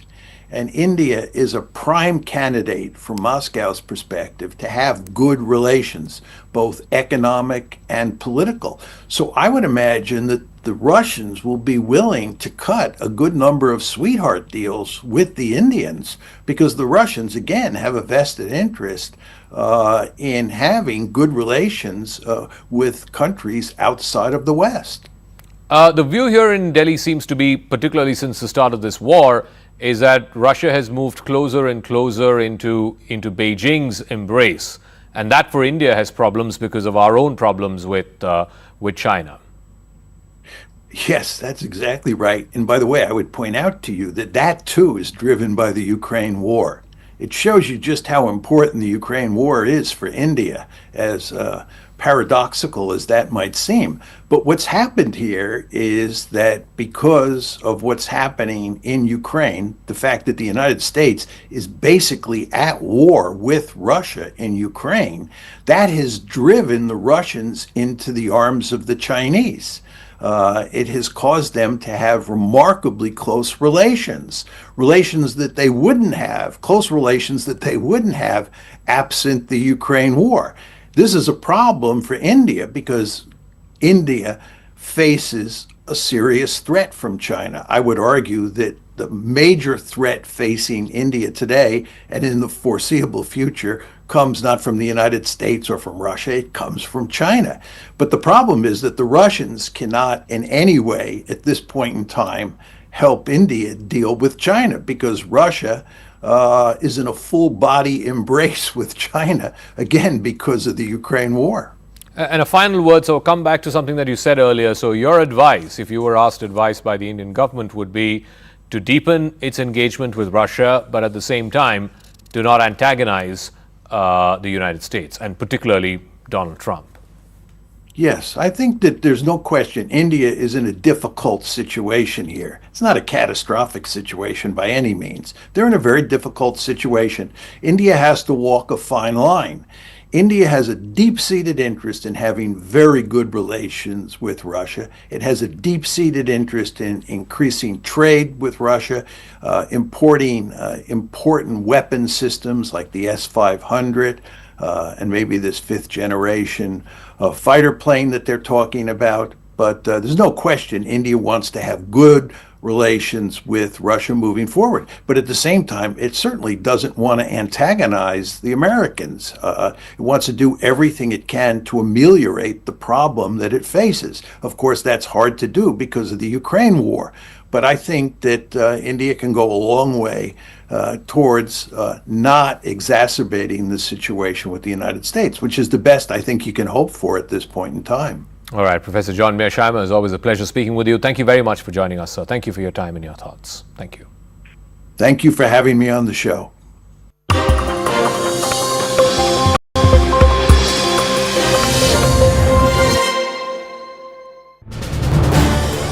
This is News 18 Network.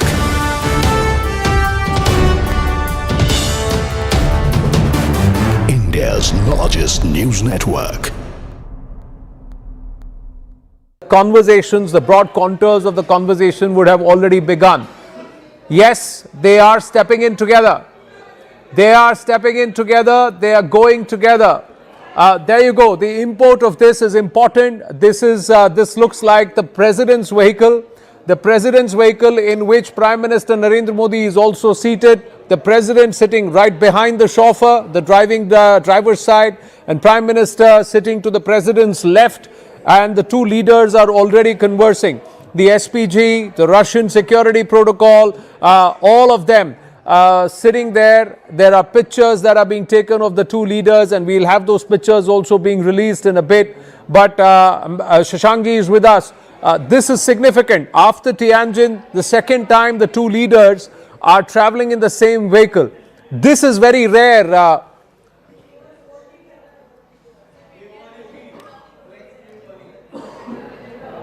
Shashankji, can you hear me? I can hear you. So there is a very time constraint is there. They have to discuss. There's so many issues of great importance for bilateral relations and for the global situation as it is evolving, and issues of war and peace, that I think it's important that they should discuss this in the cars in a safe environment and take every opportunity to express their thoughts to each other. But this is quite rare. This doesn't happen often. Surya Jayanti, Nikita Menkovich with us. Nikita Menkovich, this will be important. The Russians will be watching this. There is a show of fist and then, of course, something symbolic. There is a conversation that's happening. We can see the Prime Minister quite animated. But this is important. President Putin doesn't do this often with many leaders. Nikita. This meeting is really important for both countries. For a long time, we had been main partners as Soviet Union and India. Now we're coming back to that level of relationship.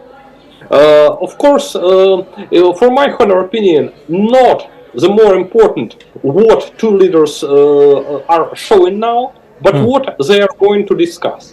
But the thing with you demonstrate us that nothing spoils this meeting and this dialogue between our two countries.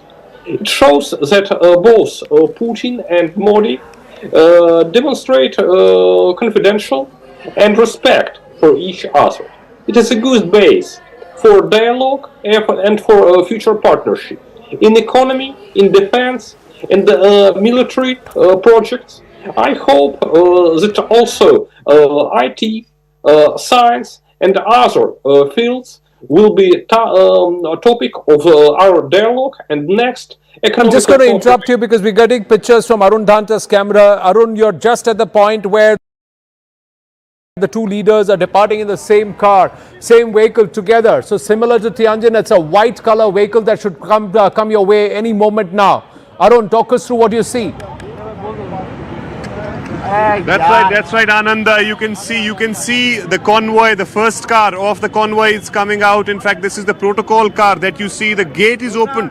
This is the Palam Technical Airport, and you can see now there's a glittering vehicle. This is News 18 Network.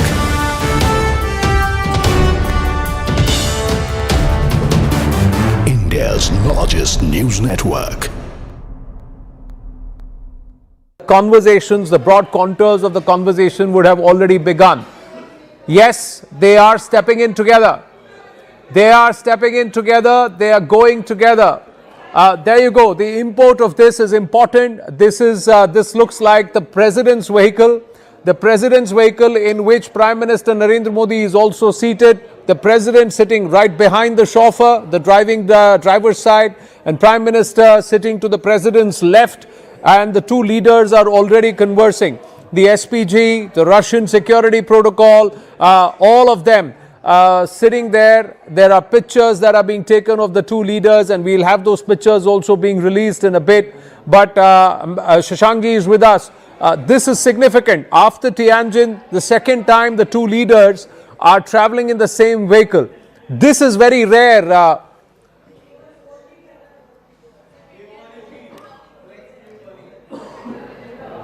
Shashankji, can you hear me? I can hear you. So there is a very time constraint is there. They have to discuss.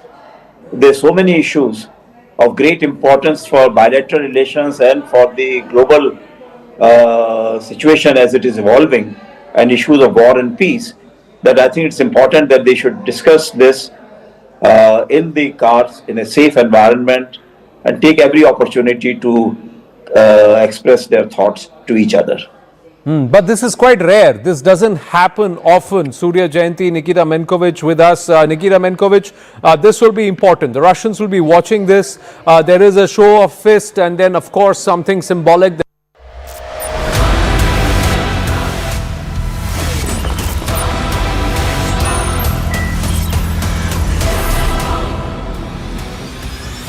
Viewers, what a day. The visuals on your screens reinforce the unparalleled goodwill that India and Russia share. That goodwill is personified by the deep connect between Prime Minister Modi and President Putin. Modi surprised Putin with his, quote, unexpected, unquote, gesture of showing up in person at the airport to greet his, quote, dear friend, unquote. Viewers, the Russians are absolutely surprised by this rare gesture of warmth and friendship, and they have taken it to heart in a good way. The two leaders shared a warm hug, and you can see that very clearly, and a firm handshake. PM's gesture stands out even more when one considers that the summit is taking place despite US pressure on India to contribute to the Western effort to isolate Russia. But these pictures of India literally rolling out the red carpet for his friend Putin is a clear signal to Trump and other twitchy Western capitals that Delhi won't surrender its strategic autonomy. If Trump is watching, Trump is unlikely to be pleased. But viewers, his feelings don't really matter. And this is quite clear. He's seeing each of his red lines being breached or redrawn. What was Trump hoping? Trump was hoping that India would no longer trade with Russia, specifically energy, because this would be seen as indirectly supporting Russia's war. What is another Trump red line? That India is continuing to source Russian military hardware or arms is a red flag. Engaging Russia defeats US strategy of working to diplomatically isolate Russia, specifically when the US is forcing some kind of détente between Russia and Ukraine. Russia-India bonhomie assertion of non-West viewed as a challenge to US hegemony. And India's continued reluctance to criticize Russia's aggression in Ukraine a source of annoyance. For decades, Western capitals have viewed Eastern nations not as equal partners, but as resources to be tapped, shaped, or co-opted. Japan's post-war recovery was micromanaged by Washington. China's entry into the global trading system was encouraged only as long as it served Western supply chains and cost structures. During the 1997 Asian financial crisis, Western institutions prescribed harsh reforms while ignoring the volatility created by their own capital flows. The West's approach is paternalistic, some would say, viewers. At least that's the view from India. The East may rise, but only if it doesn't exceed the West. Clearly, India and Russia aren't about to accept limits. One is a rising power, the other an established one, yet both have watched their strategic priorities dismissed or downgraded in Western conversations. Modi in particular has been firm in rejecting Western paternalism. Yet careful not to sound anti-West, Modi has defined India as simply non-West. In doing so, he is hoping that the West understands, that DC in particular understands that Delhi will set its own national priorities. It will decide who it partners with, and it will choose its economic and strategic engagements on its own terms, but never against anyone. So far, friends, so far, New Delhi's optimism has been blunted by Trump. Why, viewers? Because Trump thinks he can bully New Delhi and Modi and a billion Indians into a corner. He's forgotten, viewers, that India is the pivot to the Indo-Pacific. Nothing can happen. No power projection if you don't have, or India doesn't have, to be more precise, your back. Let's open this conversation up because this is an important global moment, viewers. And we need to examine it from different lenses. So we've got the American lens, we've got the Russian lens, we've even got the Indian lens, and we're going to look at it for what it is. One of those turning points. And I want to engage first and foremost with the guests who have come through from Washington. Timothy Roma is with us. He's former US ambassador to India and former US representative. Dr. Sergei Markov, journalist and former advisor to Putin from Moscow. Kamal Sipal, former Foreign Secretary of India, will be joining us in just a few moments. Surya Jayanti, non-resident senior fellow at the Atlantic Council, also here with us. So hefty voices, important voices on an important day. I want to first begin with you, Mr. Roma. I have to say that Trump has really messed up, hasn't he? Big time. Trump was hoping that he could dictate the terms of India's foreign policy, how it approaches it. But that hasn't happened, despite New Delhi making it very clear that we're not anti-West. That fundamentally we just want a little bit of our own strategic autonomy to do things which are in our own national interests. That hasn't gone down well. And Trump, unfortunately, is not looking very good for it. What do you say? Well, nice to be on your program, and certainly good to see your guests, especially Ambassador Sybil, who is a friend, former colleague. The United States, going back to the Clinton administration, has deep and profound respect for India and its strategic autonomy. Just as the United States has the ability to reach out and have partnerships with different countries and express our strategic and geopolitical interests, we have shown that respect for India through the last several administrations, through Clinton, through Obama, through Bush, and Biden, and in the Trump administration, the first term. There's no question there are some strains in the relationship right now, given the ongoing trade negotiations in particular. I'm optimistic that we are going to get to a trade deal between the United States and India. I think there's several indicators and positive factors pointing to that trade agreement getting across the finish line in the next month or so, maybe before the 2026 time period. But let's also look at the strategic relationship between the United States and Russia. Certainly, Prime Minister Modi did the right thing in greeting President Putin at the airport. Nice gesture, smart thing to do. But once they get to Hyderabad House tomorrow to discuss details, there are going to be a lot of things that get into the nitty-gritty that are going to challenge Mr. Modi and Mr. Putin. Let's talk about a couple of them. One is oil. The Indians used to purchase about 2.5% of the Russian oil before the Ukraine war. That got up to 36%. That's going back down now. That's going to be something they talk a lot about, especially given the fact that the United States is pressuring countries for peace in Ukraine. Secondly, buying defense systems from the Russians. They bought 3 S-400 defense systems in 2018. I think only one of those has been delivered due to supply chain problems. We know the aircraft carrier that the Indians bought from Russia was over budget and not working well. There are problems in that relationship on oil, on defense, and then let's talk about China.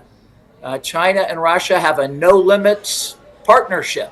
That causes problems for India, and China sells all kinds of defense equipment to Pakistan, one of the rivals for India, particularly in the last few months. So a lot of difficult things for Mr. Modi and Mr. Putin to work through.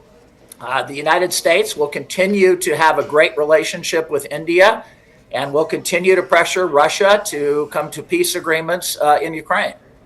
Mr. Romer, let's be very, very honest here. America's own approach to even Russia, for example, lacks what many people in India believe is moral rectitude.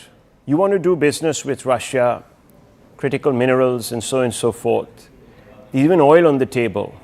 You want to engage Russia, you want to sit across the table and give them a sweet deal, cut out Ukraine, and you seem to have a grouse. I'm not saying you personally, but Trump seems to have a grouse. If India wants to engage with Russia and buy weapon systems, you in fact have cozied up to a terrorist state, Pakistan, hyphenated it once again with India.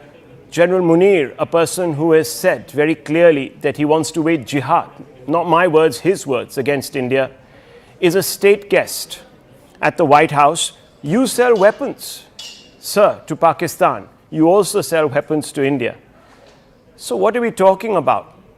I feel that the powers that are in Washington, D.C. are looking extremely bad, very poor right now. They haven't been able to dictate terms to New Delhi. They can't get Russia to get off its high horse. They can't, frankly, even bring about a lasting, durable peace in Gaza. Trump's authority looks very compromised, sir.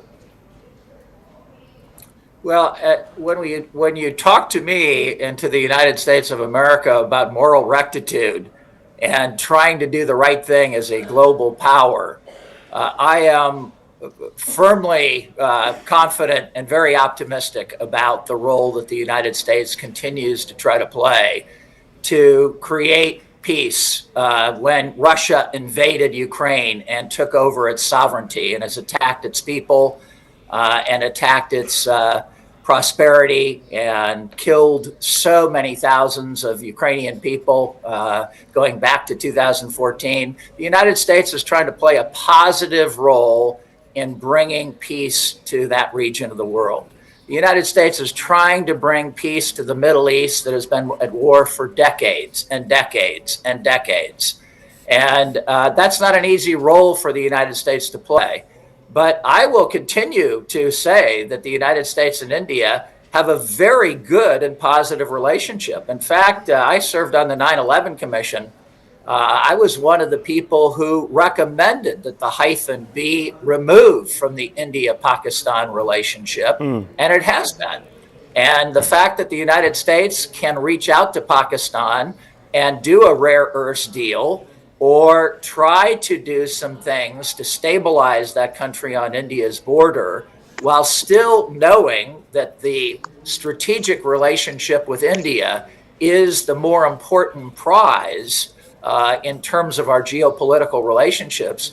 Just as we reach out to Pakistan to have a decent relationship with them, but prioritize India, you can't have it both ways and say the United States can't have multiple relationships and strategic autonomy, but we can in India. And we can talk to China, we can talk to Russia, we can talk to Iran, we can talk to anybody in the global South. No, you're mistaking me. But you can't do that in the United States. I'm saying that if the United States... That's a contradiction in terms... No, it's not. What I'm trying to tell you, Mr. Romer, is that the US must apply the same yardsticks that it applies to itself to some of its partners. If it thinks it can engage China and Pakistan and people that we don't like, we can do exactly the same. We can engage Russia on our terms. We want to buy oil from Russia. We should be allowed to buy oil from Russia. This is an arbitrary sanction. China buys more oil from Russia. China hasn't been sanctioned. You know this.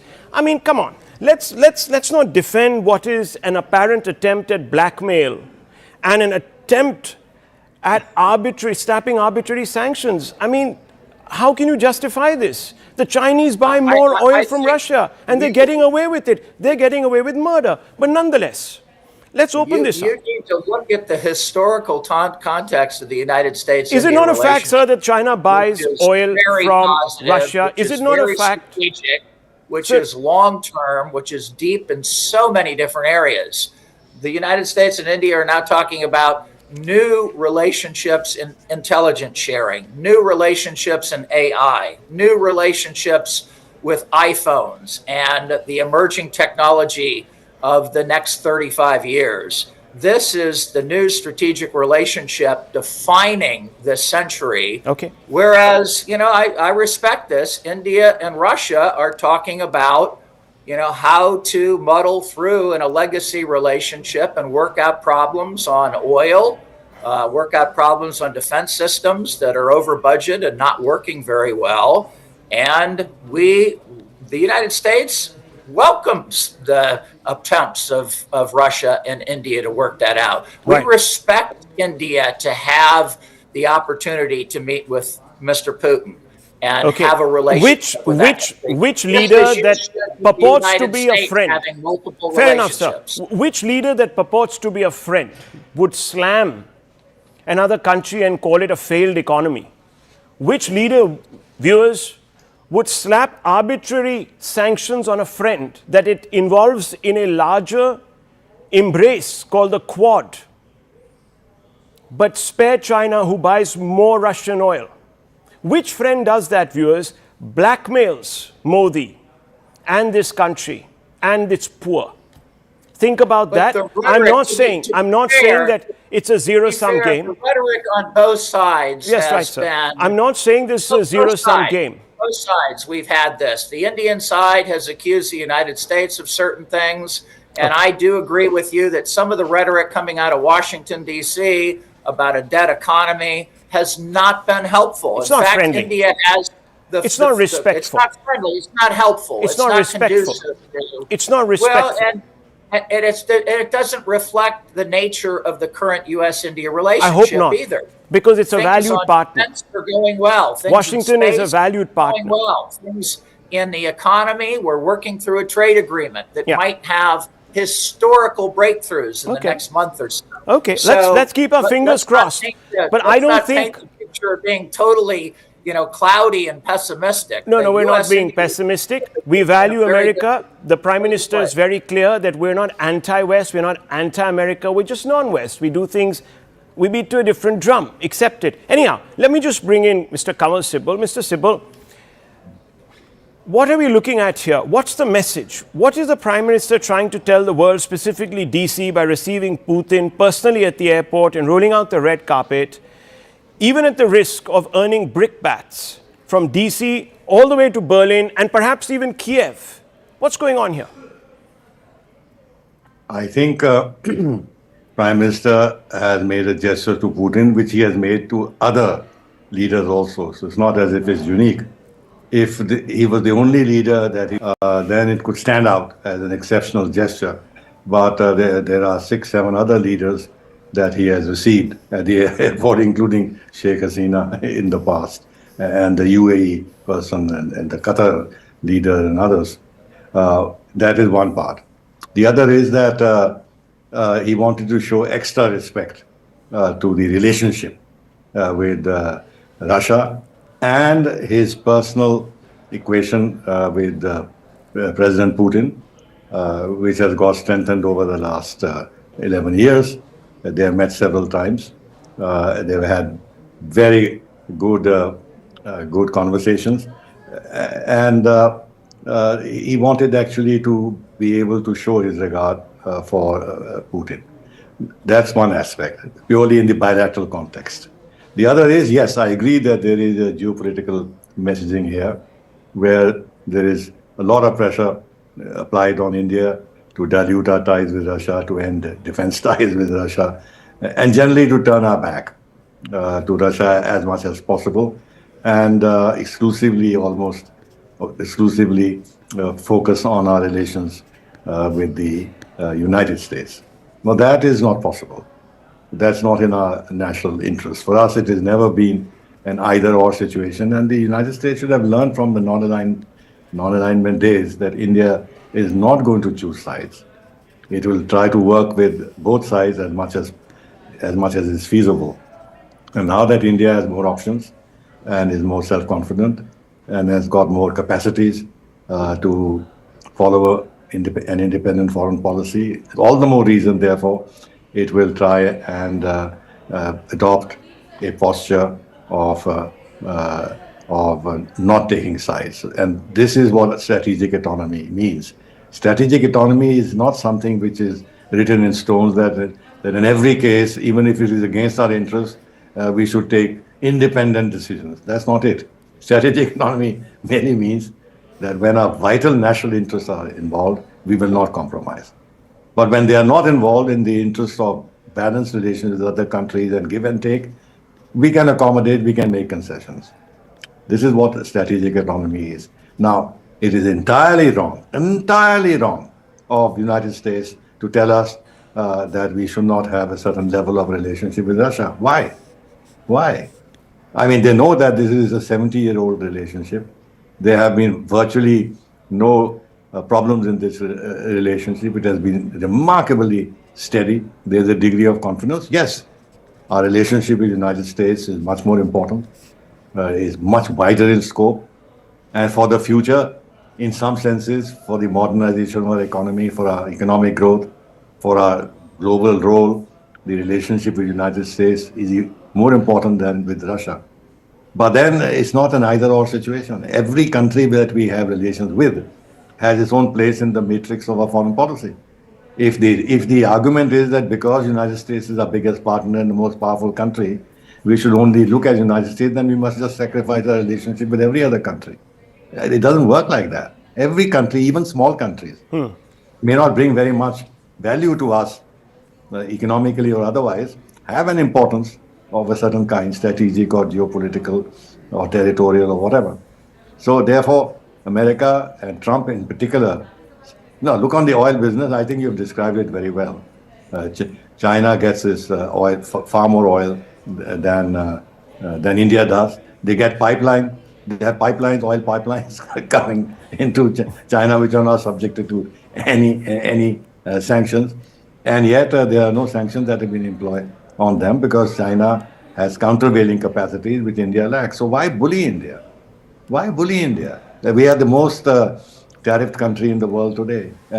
And just look back a few months in February this year.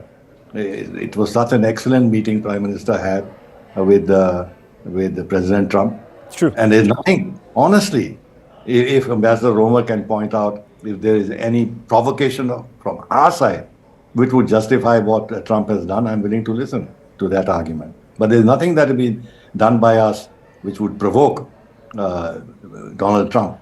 But on the contrary, we were asked... All the provocations have come from his side. We were asked by the Biden regime to actually purchase Russian oil. That's what has been publicized. And Mr. Romer's successor, Garcetti, said that while he was in office here. Yes. And so we're being punished for doing things that the Americans wanted us to do.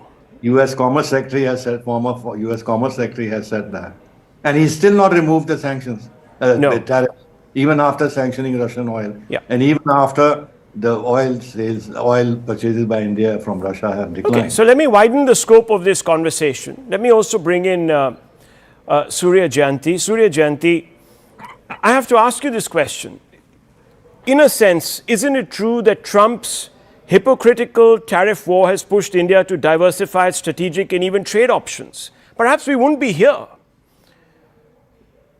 I think it's very easy to overstate the role that fairness plays in international relations. The idea that any country is ever fair and consistent and even-handed is a fantasy. So while I understand that India feels that it is being singled out and bullied, and I happen to agree that that's true, it's ultimately a meaningless feeling because such is the nature of international relations. Every country is in one way or another pursuing its own strategic autonomy to the greatest extent possible. They just might not have quite such a good and catchy phrase for it. And the United States is absolutely the number one in that respect. It is, more than any other country, putting itself first. And it is thus absolutely hypocritical when it then demands of other countries that they not put their interests first. But such is international relations. I think the more interesting question here is actually, how is it in the United States' interest to alienate India? And that gets to the question you've just asked me, which is the broader balance of powers, the geopolitical, geostrategic reality here. It is hard to see how it helps the United States to roll out a red carpet of resentment in a greater, deeper Russia-India relationship or India-China relationship. But that is, unfortunately, the natural consequence of a tension in the relationship between India and the United States. It is hard to know exactly what the logic behind the tariffs, the 25% tariffs on India, the logic that was stated about Russian oil, I don't find particularly persuasive, partly because it was sort of a post hoc rationalization, but also for the reasons that have been laid out here, which is that other countries are buying even more Russian oil and are not facing equivalent consequences. But it is certainly true that the United States policy on Russia has been very inconsistent. And while on one hand, for example, the United States is trying to force a deeply disadvantageous peace, so-called peace settlement on Ukraine, it is simultaneously also weakening Russia with additional oil sanctions, the ones that the White House rolled out in October, for example, on Lukoil, Rosneft, etc. So it's hard to see a particularly coherent logic behind US-Russia policy. And I think one could extrapolate and say that there isn't a lot of coherent logic behind many of the bilateral relationships that have been redefined by the current American administration. I think Brazil is another excellent example and Brazil has faced even higher tariffs than India for reasons that, likewise, it has no ability to really wrap its collective national head around. So I'd like to move the discussion a little bit away from fairness and more to the realpolitik consequences. So let me ask you that. Let me stop you there and ask you this question. Now that some people will think that Delhi has successfully redrawn Trump's red lines, how is it going to be viewed in Washington and what are going to be the implications? It's important to note that the United States, as far as I can tell, and I'm a former US diplomat as well, so I've seen it from the inside, I know how the sausage is made. The United States likes, indeed perhaps even loves India. I think at the foundation is a solid relationship, but it's also true that it's tense at the moment. And so I think the United States is probably looking less at the optics of what is currently going on between, for example, India and Russia with the Putin visit today, and is looking more at what the consequences, the actual concrete consequences will be. So military sales, for example, between India and Russia are going to be something that the United States is interested in. Mm-hmm. Although that's going to be somewhat variable, I think, the level of US interest, depending on whether it's pro-Moscow or anti-Moscow on any given day. Okay. So let's get the Russian perspective in. Dr. Markov has been extremely patient, and I thank you for that. Dr. Markov, we heard a previous speaker suggest that there is no long-term gain for India to engage with Russia, and that both of them actually are not aligned in any consequential manner, apart from a few arms purchases and oil, and that this relationship is therefore founded on a very transactional convergence. How do you respond to this? Russia and India has quite a long relationship, 75 years. After India became independent, Russia, which calls at the time Soviet Union, helped to India a lot to develop own economy and to help to preserve its sovereignty. And Russia and India will continue to cooperate in this new. As about the United States of America and Europe, which is united by this name West, the West, we have some lessons which we learned from this year. Few, they're really imperialist countries who really want domination in all the world. And they're very arrogant, and they treated us, Russians and Indians, as second sort of the people and second sort of the countries who should serve to them and who should give our natural resources and our part of economy to them to exploit us. They want to exploit us. They also imposed to India partly artificial conflict with Pakistan. You know, in the past, India, Pakistan, been part of the big India during many centuries, even thousands of years, and now they have been rival Russia. And this has been created by Great Britain and United States of America. Now they want to make same conflict as between India and Pakistan. They want to make same conflict between Russia and Ukraine. Ukraine was part of the Russia during more than 1,000 years. Okay. Kiev was capital of Russia during 3 centuries, and they want to have civil war. Yes, but how do we make this relationship, Dr. Markov, a little more meaningful? People are saying that it is not meaningful, it will never be meaningful. How do you respond to those cynics? Yeah, I think that Russia and India have common interests. This common interest is, first of all, to preserve own sovereignty from aggression of the Western countries. We have now aggression mostly from Europeans and Great Britain. India now feel aggression from United States of America with this sanction war, and we also from American sanctions. So we are allies and Western countries. We don't want to have enemies with them, but we have to give response to them. And this will make Russia and India very much friends and even allies in such geopolitical competition. Okay. We are also absolutely sure that India will continue to buy Russian oil. No doubt about this. It's not because India like Russia. It's not because India too much depend on Russian oil, but it's because India sovereign country civilization, and India will preserve its sovereignty from pressure of United States of America. We obviously, even those commercial ties and equations will have to be measured in the scales of national interest. If it makes economic sense, we'll continue. If it doesn't, of course, becomes problematic. But nonetheless, viewers, let's just focus. Kamal Sibal remains with us. I just want to focus now on the summit itself and possible outcomes. The Modi-Putin summit is aimed at giving both real options. India and Russia have been strong partners for decades, yet their economic relationship has never reached its full potential.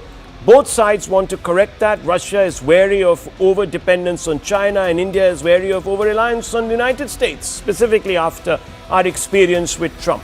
The target of $100 billion in trade by 2030 is meant to anchor a more diversified external economic agenda, but the two countries are nowhere near realizing that. The only reason we've got close to that is because India has spent upwards of $50 billion importing oil. So the overall trade settles at around $68 or $69 billion or somewhere there. With India now a $4 trillion economy and Russia a $2 trillion one, there's plenty of room for growth in energy, defense production, minerals, and high-value agriculture. And India is expecting a lot of things to come out of this visit, significantly strengthened bilateral economic cooperation. We're hoping that President Putin, accompanied by major business delegations, is going to sign a flurry of deals, which will also mean that India ends up exporting more to Russia and that trade becomes more balanced.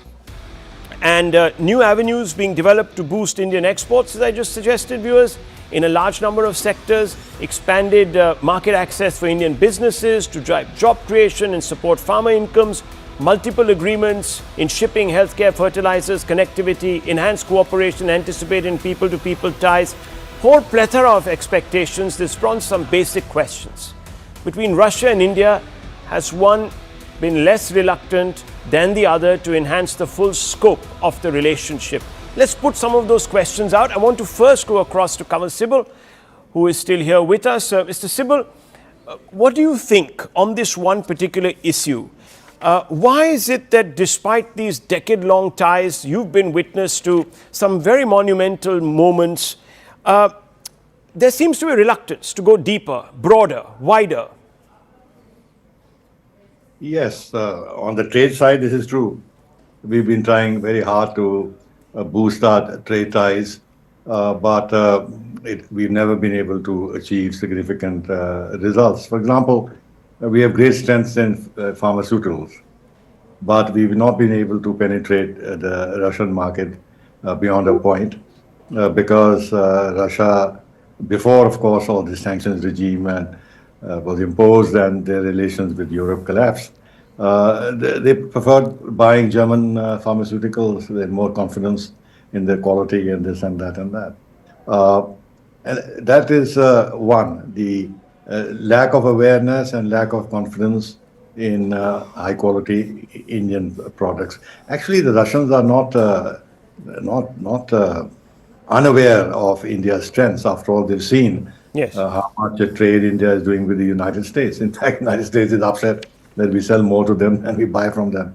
And on the services sector, we are providing, in this sector, we are actually very, very successful in the United States, in Europe and elsewhere. In the advanced, highly regulated, highly demanding economies, we are doing very well. But with Russia, we've not been able to make that kind of penetration in these sectors. So this has been a problem. But now, as I heard Putin say in one of his long sessions with the investment community in Russia a few months ago, a couple of months ago, that he had instructed his government that Russia must make every effort to expand the India-Russia trade and open up the Russian market to Indian goods. Now that they're under sanctions, they want to be able to reach out to India. The problem here is, again, there's a problem. China is next door. China is the biggest manufacturing country in the world. China can provide them all the consumer goods and other things that they want. And they have a common border. And China is not subject to or accepts sanctions. So they have the support of China in terms of having access to their immediate needs. And India is not in a position to supplant what China can offer them and at prices which China can offer them. But nevertheless, there are areas where we can do that, and Russia wants to have alternative sources so that they're not overly dependent on China. Yeah. This is a problem. Okay. And then we're negotiating this India-Eurasian economic trade agreement with the Eurasian Economic Union. That might help also to open up the Russian and the Central Asian markets. For them, it's a work in progress. I don't think we will achieve success very quickly, but we will move in the right direction. Okay, so let me bring in Dr. Gilbert Doctorow, who's author and Russian expert. Dr. Doctorow, simple question. The data shows Putin has not been very keen on looking at India as a trade partner beyond arms and oil. So I want to ask you, what holds Russia back for the last 2 decades, since at least Putin has been there, 2 decades and a half? Well, on the Indian side, the problem is not unique to its trade with Russia.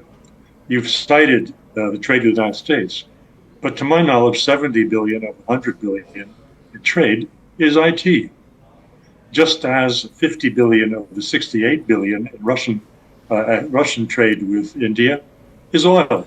So the problem is that the trade flows are very concentrated in one specific area that is of interest to these two countries.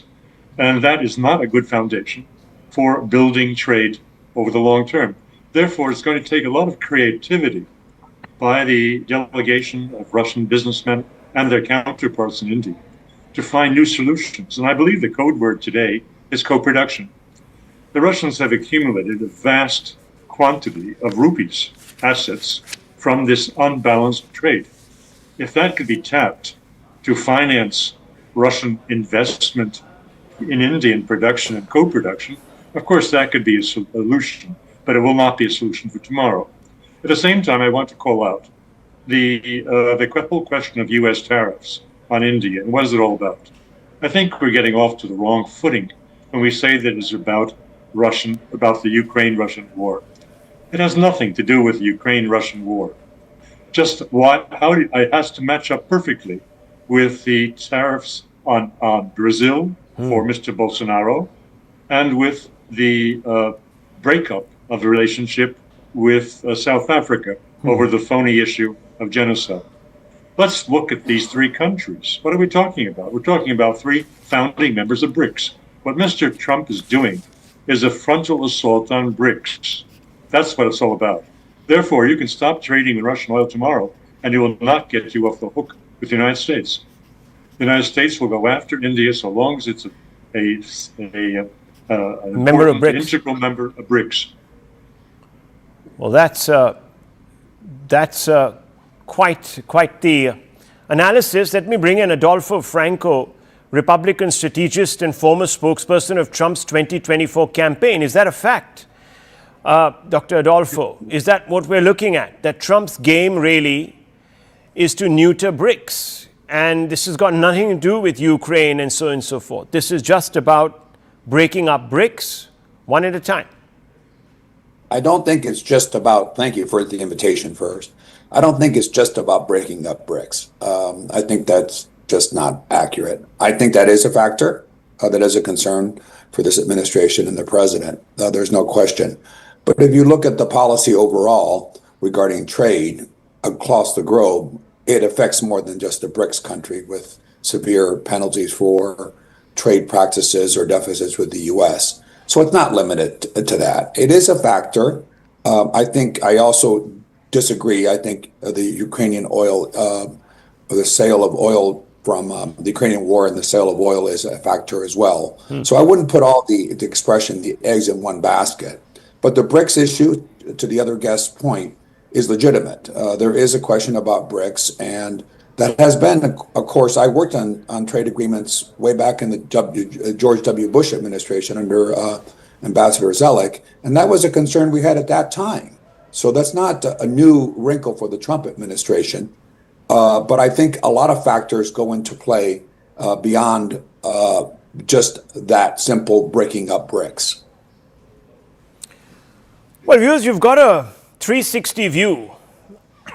Tomorrow, of course, is the big day when the substantive talks will begin.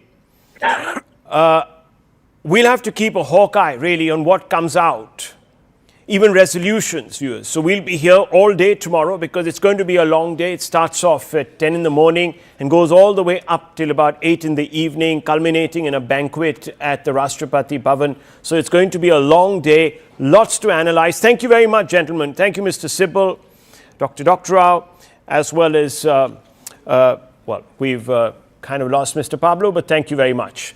Viewers, let's now shift the gaze inwards.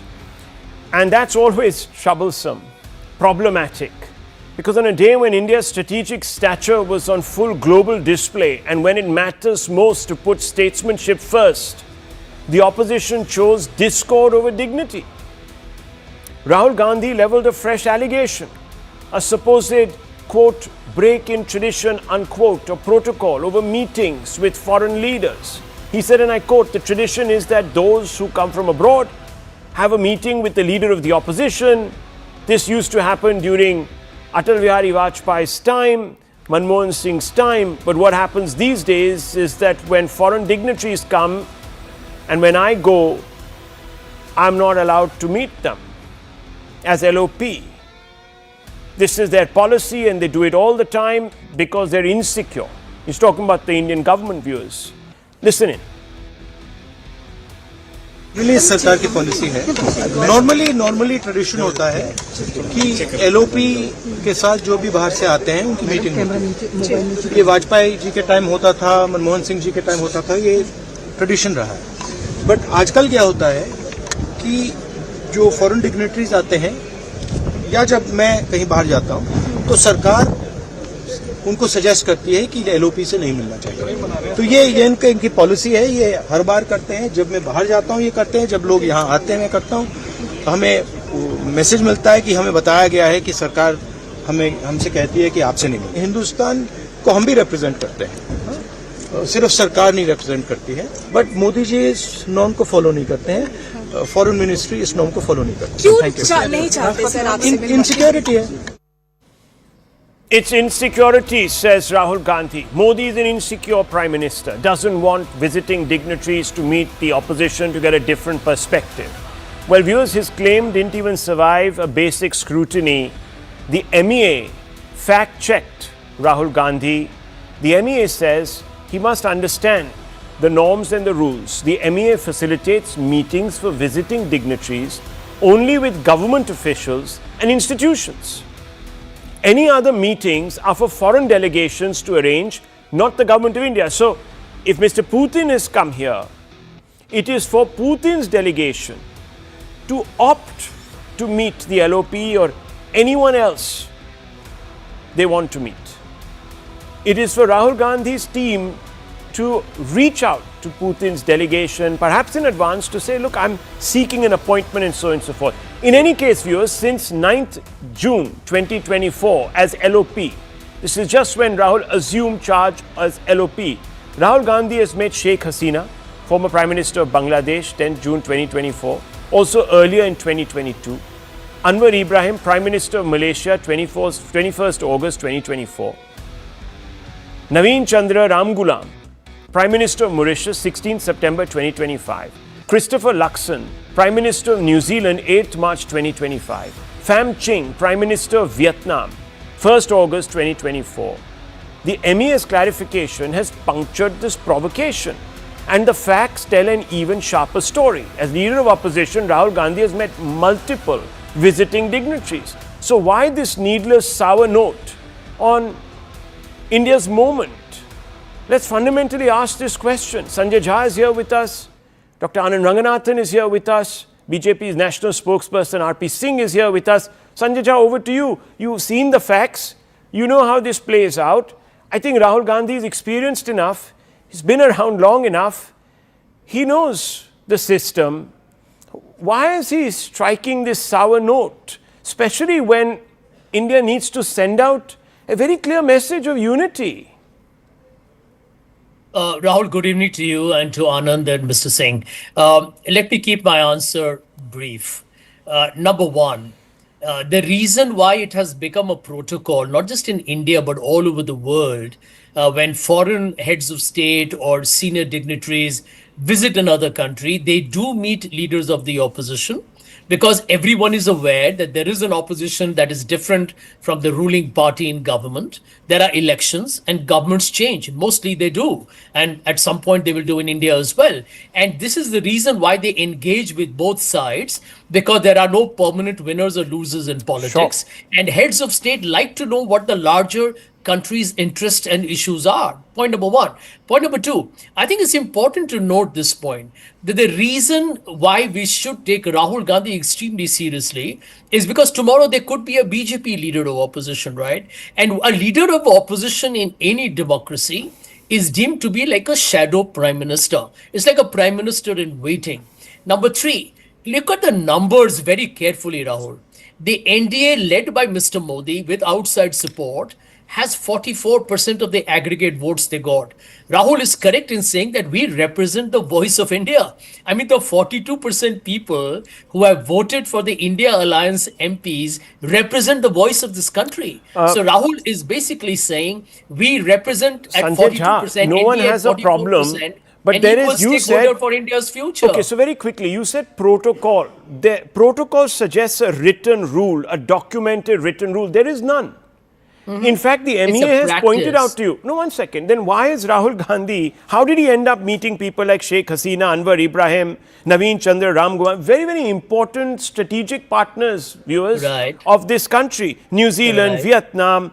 Vietnam is an important player today, a counterfoil to China. How is he ending up meeting all of them if Modi is so insecure that he doesn't want? So there is a procedure. No, let me answer you very quickly. It's an important point you raised, Rahul. Let me answer you very quickly. We don't have much time, so I would love to hear what Anand and Mr. Singh have to say. If you look at two issues that have dominated global headlines, right? The Russia-Ukraine war and the entire brutalization of Gaza by Israel. On both, the opposition has differed with this government. We have not supported the way the Indian government has actually literally played footsie So with there has Mr. been Putin. no state visit of Benjamin Netanyahu to India. No. So we're making a comparing larger point. apples with oranges. No, the fact is, when people have there come in, can Rahul be a Gandhi has difference of met them. opinion. So he's fact-checked. His facts are not standing up to scrutiny, sir. That's well. And let me just bring in Dr. Ranganathan. Okay, Fair enough. this is the problem, viewers. Something that is not defensible, people want to defend. I just don't understand this. The facts tell you that there is no prohibition. That whenever people have come in, Rahul Gandhi's met them. He might have told them whatever he wanted to. Dr. Ranganathan, where do you step in? After that, R.P. Singh, for the government point of view. Yes, Doctor. Good evening, Rahul. Once again, Congress's lies stand exposed. I am hearing President Putin is scheduled to visit a childcare center in Delhi tomorrow. So he might indeed meet Rahul Gandhi. No, but seriously, the entire controversy is ridiculous and of Rahul's own making, I'm afraid. Not tired of denigrating India on foreign soil, he now wants to denigrate India in front of foreigners on Indian soil. Personally, left to me, I would allow each and every foreign dignitary to take time out and meet up with Rahul Gandhi. They would then walk away with even more praise for Narendra Modi, realizing what kind of opposition leaders he has to put up with Delhi. Indian democracy would indeed notch up a few higher ranks in that Nordic democracy index. Look, first, dozens of foreign visiting dignitaries have visited and met Rahul Gandhi on their India trips, from presidents and prime ministers of Bangladesh to Malaysia to New Zealand. God knows what he advised them, because soon after they either lost the elections or were deposed. Anyway, he is lying when he says the tradition has been discontinued by Modi. Straight lie. Second, I wouldn't be, but I suppose it is natural for the government to be tired of Rahul Gandhi's lies and fake narratives and propaganda. Rahul's hatred for Modi has actually now transmogrified into hatred for India. When he's on foreign soil, he meets India and Hindu haters like Omar Ilhan or Jeremy Corbyn, who passed a resolution that supported, quote, international intervention in Kashmir and a call for UN-led referendum. He wants the West to intervene and save democracy in India. Besides, what would he tell Putin? That India is a dead economy? Don't invest in India? This when India is the fastest growing large economy, posting highest ever forex, exports, PMI, GST collection and Sensex. What would he tell Putin, Rahul? That Indian elites were profiteering from Russian oil? When the Indian government has directly earned upwards of $3 billion from Reliance as windfall for exporting refined Russian oil? When the people who have profited from this are not elites but ordinary Indians? When India has saved $26 billion over the past 3 years by choosing Russian oil over Saudi oil. Not just because of discounted Russian oil, but also because increasing our procurement of it has lowered oil prices in general, saving us money for the rest of our oil procurement. Without that, our inflation would have risen cumulatively by 1.47% beyond its actual level in those years, helping the poor and the disadvantaged, not the elite. What would he tell Putin? That India did not win Operation Sindoor, that we surrendered? When Indian and Russian arms and ammunition provided an incredible victory to us. Look, bottom line is, Rahul has spared no opportunity to denigrate not just Modi, but also India in front of the world. I don't mind it, because this only exposes him and his deranged, irrational, illogical thinking. But as I said, maybe the government is tired of it. There is also a scheduling problem, Rahul, because most times when foreign dignitaries are visiting India, Rahul is away visiting their country. Arguably. Well, I do sympathize with you, Dr. Ranganathan, because Rahul Gandhi has forced Dr. Ranganathan to put his mind to the issue on his birthday. So have a great 53rd. Enjoy your evening. But let me just bring in R.P. Singh. R.P. Singh, how do you respond to Sanjay Jha? What is your take? I mean, petty-mindedness. Rahul Gandhi has accused you of insecurity. How do you respond to this? Well, Rahul, is there any rule that every time any foreign dignitary visits that the leader of opposition need to meet? Did they raise any question for Mallikarjun Ji Kharge for that regard? No, he's also leader of the opposition in Rajya Sabha. He's the leader of the opposition party also, Congress party also. Did they ever raise the issue on Adhir Ranjan Da? No, they never raised the issue on Adhir Ranjan Da. He was the leader of the opposition in Lok Sabha. Never ever they raised the issue. But now they have to create an issue. And what will Rahul Gandhi say? Oh, Mr. Putin, you are aggressor. Well, that's the tone he uses, as he uses for the Prime Minister, tu tadak. So is he going to use the same tone? Well, you don't know what tone he is going to use. But as for the protocol and as far the Prime Minister and the ruling party goes, well, after the Operation Sindoor, leader of the oppositions were heading the committees which went worldwide, putting across the Indian point of view. And they put quite a sensible point of view. And leader of the Congress party, including Salman Khurshid and Manish Tiwari and others were there who led the groups. And rather Congress, there was a problem within the Congress party that why are they speaking the language which suits India? Well, why they went and took up the Indian issue with the in the foreign land? One. Secondly, give me another second. How will you take a leader who is being quoted by the Pakistan in UN Assembly? You remember after 370 he said there's a bloodbath in India, Kashmir, and he was exactly quoted by Imran Khan in UN Assembly saying that, oh, Rahul Gandhi is saying so, this is a bloodbath in India.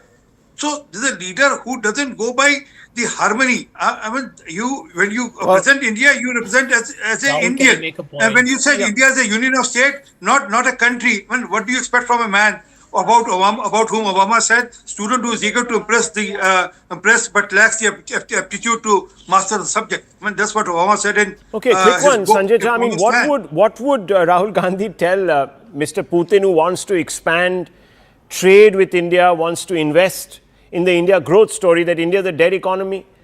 Sorry, but look for another market. I mean, what's he going to tell him? In any case, not that it's in the government's hands, but in any case, what would he tell him? Let me put that question. Rahul, let me tell you one. What Rahul would tell him is not something that I'm here to, I don't know I can't tell you that. But think about it like this, right? When an Indian Prime Minister visits abroad, take America as an example. You may have a Republican administration or a Democratic administration. To meet the leader of the opposition is almost like a done thing. It's not a big deal. Sir, the MEA has come out. Why are you obfuscating? The MEA has come out and said the following. Please, let's pay attention to what Rahul they're is saying there is an attempt to dissuade people to meet MEA him. facilitates His allegation meetings. is an attempt to dissuade. Allow me, sir. That's a MEA, point. well, you should prove it. MEA facilitates meeting for visiting dignitaries only with government officials and institutions. Any other meetings are for foreign delegations to arrange, not the government of India. That's the standard. And viewers, there are 8 meetings that have been listed by the government since Rahul became LOP. Why would the government that is insecure, as Rahul suggests, dissuades? Rahul is a very simple answer. Is Putin some? It's a very 1 second. Is answer. Putin? Is Mr. Hang on. Is Mr. Modi jealous that Putin's Putin's attentions might be distracted by the handsome Rahul Gandhi, and therefore, oh my God, I must hang on to Putin, so Putin doesn't stray and doesn't talk and do other stuff. Come on, viewers. Can I answer you? We're all grown up people Rahul Gandhi here. is saying, what Rahul Gandhi I think Rahul Gandhi is looking for an excuse. Can I finish?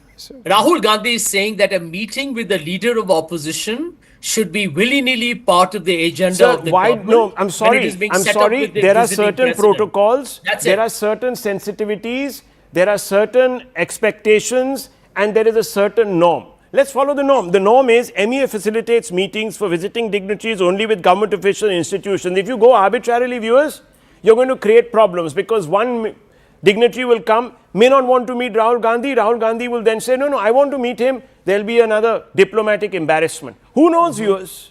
Do you think Mr. Putin maybe everyone has read Obama's book. That Mr. Putin no, I'm saying maybe Obama's book has been widely read by a large number of visiting dignitaries, and they think it's a waste of time. Maybe, I don't know. Think about that. Are you insinuating? I'll leave it at Are you this. insinuating that Mr. Putin is sending out a message that he doesn't want I to don't engage? know what you're talking about. All I'm saying is maybe these leaders who are coming don't want to spare time. That's why. I'll leave it at this, viewers.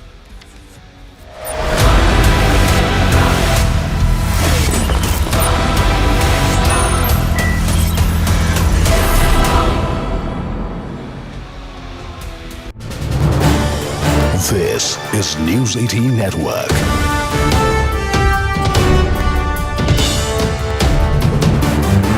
India's largest news network. Conversations, the broad contours of the conversation would have already begun. Yes, they are stepping in together. They are stepping in together. They are going together. There you go. The import of this is important. This looks like the president's vehicle. The president's vehicle in which Prime Minister Narendra Modi is also seated. The president sitting right behind the chauffeur, the driver's side, and Prime Minister sitting to the president's left. And the two leaders are already conversing. The SPG, the Russian security protocol, all of them sitting there. There are pictures that are being taken of the two leaders, and we'll have those pictures also being released in a bit. But Shashankji is with us. This is significant. After Tianjin, the second time the two leaders are traveling in the same vehicle. This is very rare.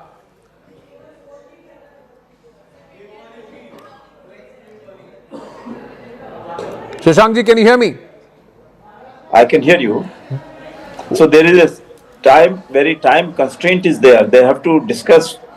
There's so many issues of great importance for bilateral relations and for the global situation as it is evolving, and issues of war and peace, that I think it's important that they should discuss this in the cars in a safe environment and take every opportunity to express their thoughts to each other.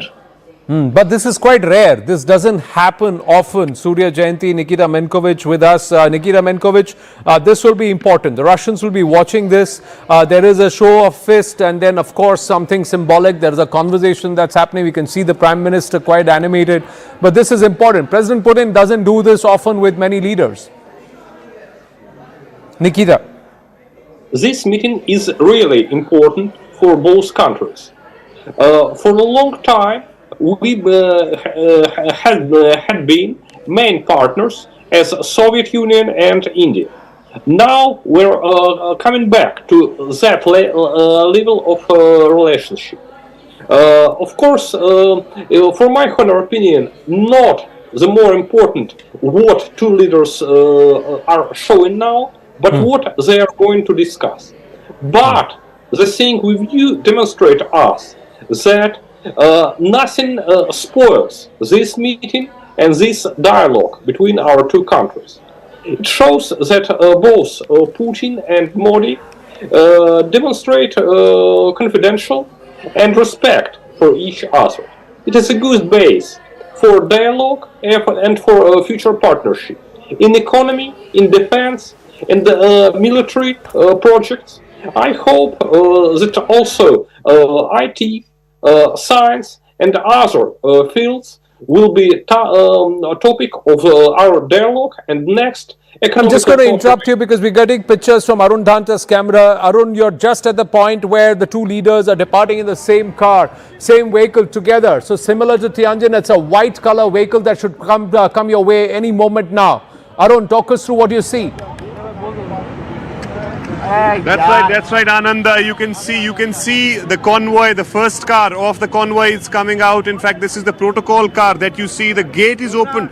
This is the Palam Technical Airport, and you can see now there's a glittering vehicle. This is News 18 Network.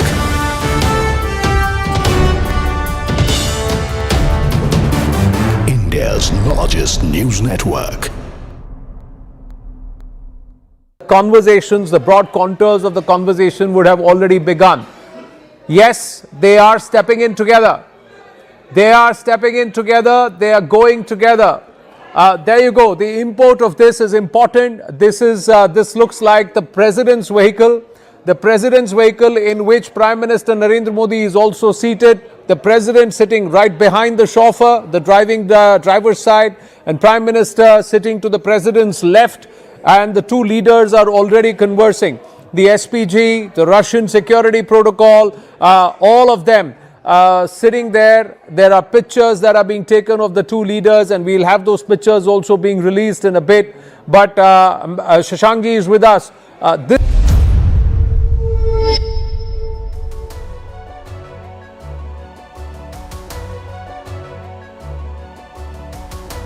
Hello, Namaskar. This is First Post and you're watching Vantage with me, Palki Sharma.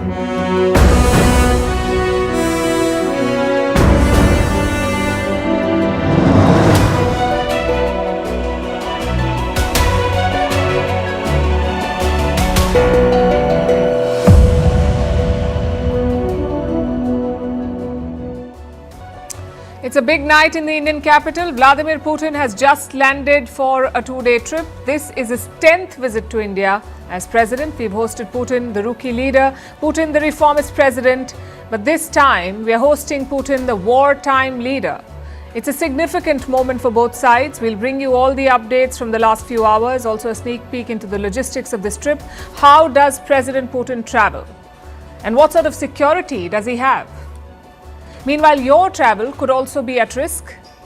All thanks to a pilot shortage at Indigo Airlines. We'll tell you what triggered it. Also on the show, what's the next Imran Khan-Asim Munir showdown? Why do Europeans think that Donald Trump is their enemy? Why are the US and the UK halting their probes into Chinese snooping? What is the significance of Navy Day in India's military ecosystem?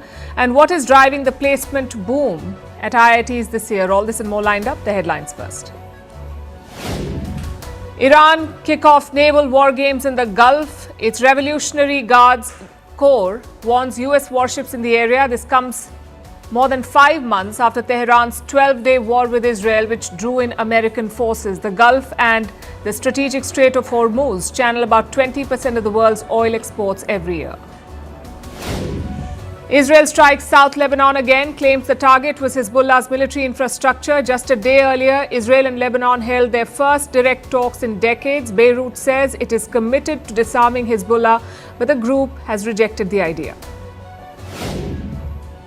Iraq reverses its decision to freeze the assets of Hezbollah and the Houthis. Last month, Baghdad froze the assets of the Iran-backed groups, accusing them of acts of terrorism.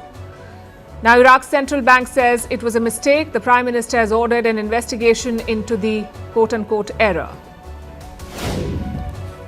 South Africa says it is prepared to wait out next year's G20 as tensions continue with the United States. This month, Washington took over the year-long presidency from Pretoria. The US had largely boycotted South Africa's tenure. Donald Trump has said that Pretoria will not be invited to the G20 summit in Miami next year. And the European Union hits Meta with an antitrust probe over its AI features on WhatsApp. The bloc is probing whether the Mark Zuckerberg-owned company breached its competition rules. WhatsApp has dismissed the claims as baseless. This is the EU's latest attempt to rein in big tech.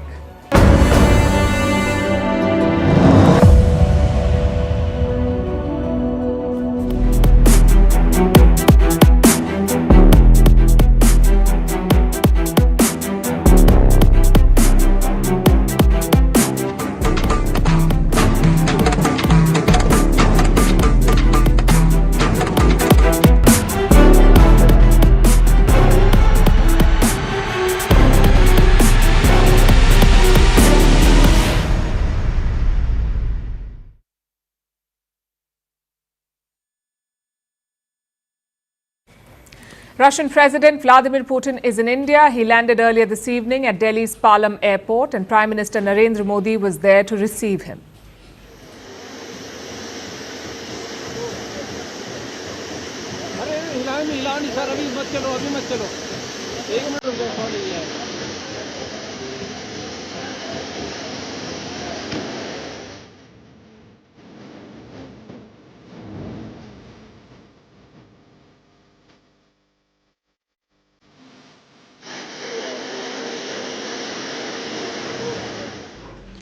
They left the airport together in the same car. In receiving President Putin personally, Prime Minister Modi broke diplomatic protocol. He's not required to go to the airport, but he did. It's a gesture he reserves for India's closest friends, and it's a theme that will play out repeatedly through this visit. Putin will spend all of 27 hours in India. It's his first trip to India in 4 years, the first one since the war in Ukraine began. The timing could not have been more crucial and the stakes could not have been higher. Putin is visiting India for the 23rd annual India-Russia summit. And India is pulling out all the stops. Prime Minister Modi is hosting the Russian president with full honors. Tonight, both leaders will meet for a private dinner. There were 2 meetings earlier today. The Russian defense and health ministers arrived early and they met their Indian counterparts, the Indian ministers, earlier today. These meetings were to set the agenda for the talks tomorrow. because tomorrow is going to be a packed day with a series of high-level meetings, summit-level talks between Prime Minister Modi and President Putin, an address to top Indian CEOs, and then in the evening a state banquet hosted by the Indian President. This will be at the Rashtrapati Bhavan. As you can imagine, there's a lot on the agenda. Topping the list is trade, including India's purchases of Russian oil. In the last 3 years, it's become a key pillar of the relationship. India is the world's third largest oil consumer, but it was not a major buyer of Russian crude. That changed in 2022. When Russia went to war in Ukraine, Western sanctions made Russian oil cheaper. So India started buying more from Russia. Until recently, 35% of India's oil was coming from Russia. Then came Trump's tariffs and sanctions. The US imposed 50% tariffs on India. This was supposed to be punishment for buying Russian oil. It was a pressure tactic. Then Trump sanctioned Russian oil, and Indian purchases dropped significantly, although they have not stopped completely. Russia would want to change that to get India to buy more oil. And this may lead to a wider conversation on trade. This year, the India-Russia bilateral trade hit a new record. It crossed $68 billion. That's a big number, 68 billion, but it's stacked heavily in Russia's favor. India's exports to Russia are valued at less than 5 billion. Russia's exports to India are worth over $60 billion. That's mostly because of the oil that India buys from Russia. It's a significant gap and it's only growing. India would want to reverse this trend, and this summit is an opportunity to expand trade with Russia. This can also help Indian exporters. They're facing trade barriers in the West. Russia can give them some breathing room and an alternative market. So trade will feature heavily in the talks. The second big ticket item is defense. Russia has been India's top arms supplier for decades. It is still the biggest, but the volumes have shrunk in recent years. Now a new deal could be on the cards. Reports say India is set to lease a Russian submarine, a nuclear-powered sub. You see, older submarines ran on nuclear or electric power. This submarine will have a small reactor on it. It will be nuclear powered. It's like having limitless power. You don't need frequent refueling. So the submarine can remain underwater for a long time. It can conduct deep sea missions for longer periods. Now, Russia and India have been discussing this deal for a long time. Reports say it was finalized just before the visit. India will pay around $2 billion to lease one submarine. Russia is also keen to push more defense deals. This includes fighter jets and missile systems. Putin's visit may expedite things. Apart from this, there's talk of a mobility pact. Russia wants to welcome more Indian workers. It faces a labor shortage, so a pact could allow free movement of skilled as well as semi-skilled workers. Then we come to the war in Ukraine. Will it come up in the talks? Well, it might. Putin has arrived in New Delhi just days after rejecting a new peace proposal. It was being mediated by the Americans. It was being pushed by Donald Trump. But Putin rejected it. Russia believes it has the battlefield advantage. Russian troops are advancing on the ground, and the Kremlin sees no urgency to negotiate. Putin may update Prime Minister Modi on the latest round of talks. 2 days ago, he met an American delegation. It was led by Trump's top advisor, Steve Witkoff, and his son-in-law, Jared Kushner. It will be interesting to see India's take on this, because Prime Minister Modi has repeatedly said this is not the era for war, and he had the same message in Tianjin too. Ukraine में चल रहे संघर्ष के विषय में हम लगातार चर्चा करते रहे हैं। हाल में किए गए शांति के सभी प्रयासों का हम स्वागत करते हैं। हम आशा करते हैं कि सभी पक्ष कंस्ट्रक्टिवली आगे बढ़ेंगे, संघर्ष को जल्द से जल्द खत्म करने और स्थायी शांति स्थापित करने का रास्ता खोजना होगा। ये पूरी मानवता की पुकार है। So with Putin in New Delhi, will the Prime Minister push him to take a peace deal? It's unlikely. India is expected to stick to its same message, resolve the conflict mutually. And beyond policy and deals, this summit, like all summits, is also about the optics, about the signaling. The India-Russia partnership is an old one, but in recent months, it has gained fresh momentum. Prime Minister Modi met President Putin in China. This was just 3 months back. They met in the Chinese port city of Tianjin, where both leaders had gone for the SCO summit. SCO is the Shanghai Cooperation Organization. SCO is a regional bloc focused mostly on security. But the summit went beyond that. It delivered a powerful message. Take a look at this.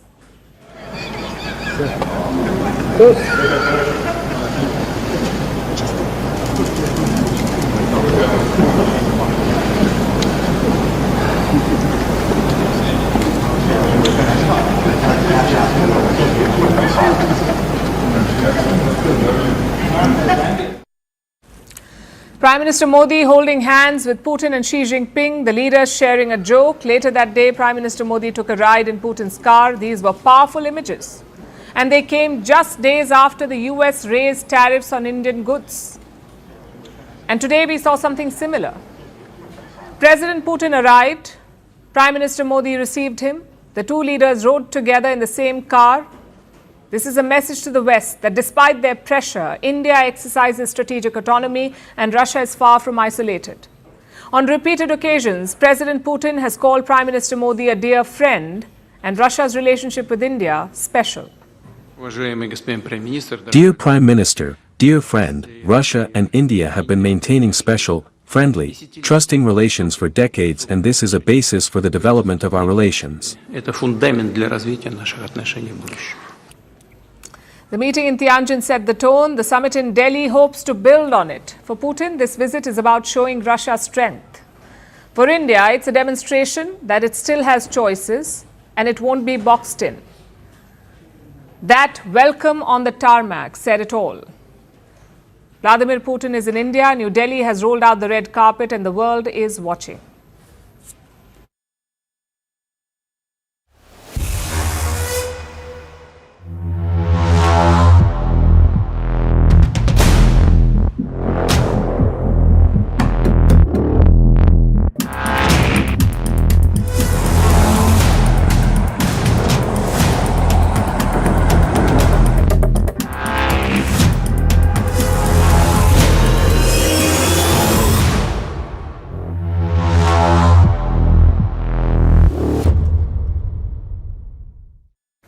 So Putin has arrived in India, but getting him here was not easy. And I don't mean the politics, I mean the logistics.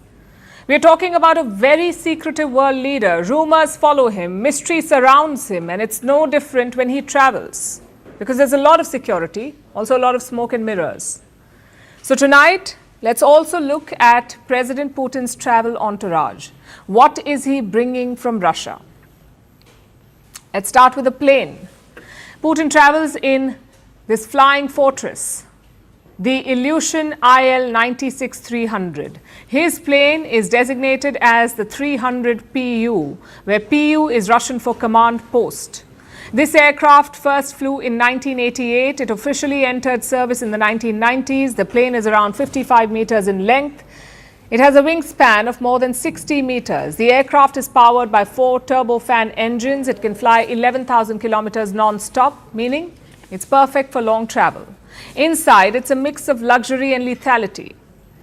You have fully encrypted communication systems, you have radar, jammers and missile defenses, and you have a backup nuclear command center. It's basically a flying Kremlin. Putin can run the country from inside this plane. At the same time, it's luxurious, a private presidential suite, gold-plated fittings, neoclassical furnishings, and premium leather seats. Like I said, luxury and lethality. Putin's plane stands out among other world leaders. Most of them use Boeing or Airbus jets, but Putin's plane is entirely Russian-made. And in the belly of that plane is Putin's car. I'm sure you've guessed it by now, it is not a normal car. Putin used to travel in a Mercedes Pullman. But recently he switched to one of these, the Aura Senat. It is 7 meters long and it weighs several tons. Many people call it a Russian Rolls-Royce. Again, look at the specs. The Senat has a 4.4-liter V8 engine. It produces around 600 horsepower and it goes from 0 to 100 in 6 seconds. Only 120 units are produced every year in Russia, and Putin's version, of course, is special. It can repel bullets and grenades. It comes with independent oxygen supply. It can suppress fires. And it's got a mini command center inside. Basically, it's a fortress on wheels. This vehicle has become a feature of Putin's power play. Last year, he gifted one to Kim Jong-un. This year, he took Prime Minister Modi on a ride at the SCO summit. Just like the plane, the car is all Russian. It is part of the president's political messaging. He wants to cut off Western dependence. So we've covered the plane and the car. Now let's look at the security. Putin is one of the most guarded leaders in the world. His security is handled by the FSO, the Federal Protective Service. Think of them as Russia's secret service. They visit locations in advance, they conduct security sweeps, they vet people and protocols, and only then will President Putin arrive. His personal guards have a strict recruitment process. You must be under 35 years of age, you must be 180 centimeters tall, and you must be combat ready. Now, most of the security is understandable. Russia is the largest nuclear power in the world. Right now, it's a country at war, and Putin runs a very tight ship. So this intricate security makes sense. But now things get a bit weird. Putin travels with his own chef and food lab. All of his food is tasted by a presidential bodyguard. Only then will President Putin eat it. And that's not all. Reports say the Russian team also carries a poop suitcase. It's exactly what it sounds like. The Russian team collects Putin's fecal waste. They take it back with them to Russia. This strange protocol has been reported in Alaska, France, Austria, and Saudi Arabia. Officially, there is no word on it. And the obvious question is why? Why would they do it? Apparently, Russia fears that someone will test the fecal waste, and if they test it, they could access Putin's health information. So to prevent that, Russia takes back the waste. Beyond this, you have the usual rumors and allegations that Putin has body doubles, that a fake Putin travels with a real one. Now, all of that is just unconfirmed speculation. Having said that, you can't deny the scale of this operation, the protection, the paranoia, and the protocol. It is unmatched.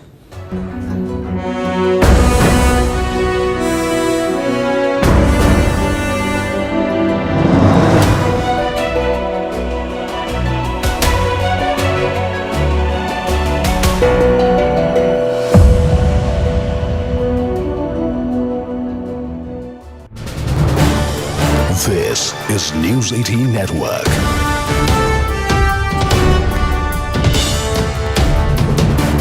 India's largest news network. Conversations, the broad contours of the conversation would have already begun. Yes, they are stepping in together. They are stepping in together. They are going together. There you go. The import of this is important. This looks like the president's vehicle. The president's vehicle in which Prime Minister Narendra Modi is also seated. The president sitting right behind the chauffeur, the driver's side, and Prime Minister sitting to the president's left. And the two leaders are already conversing. The SPG, the Russian security protocol, all of them sitting there. There are pictures that are being taken of the two leaders, and we'll have those pictures also being released in a bit. But Shashankji is with us. This is significant. After Tianjin, the second time the two leaders are traveling in the same vehicle. This is very rare.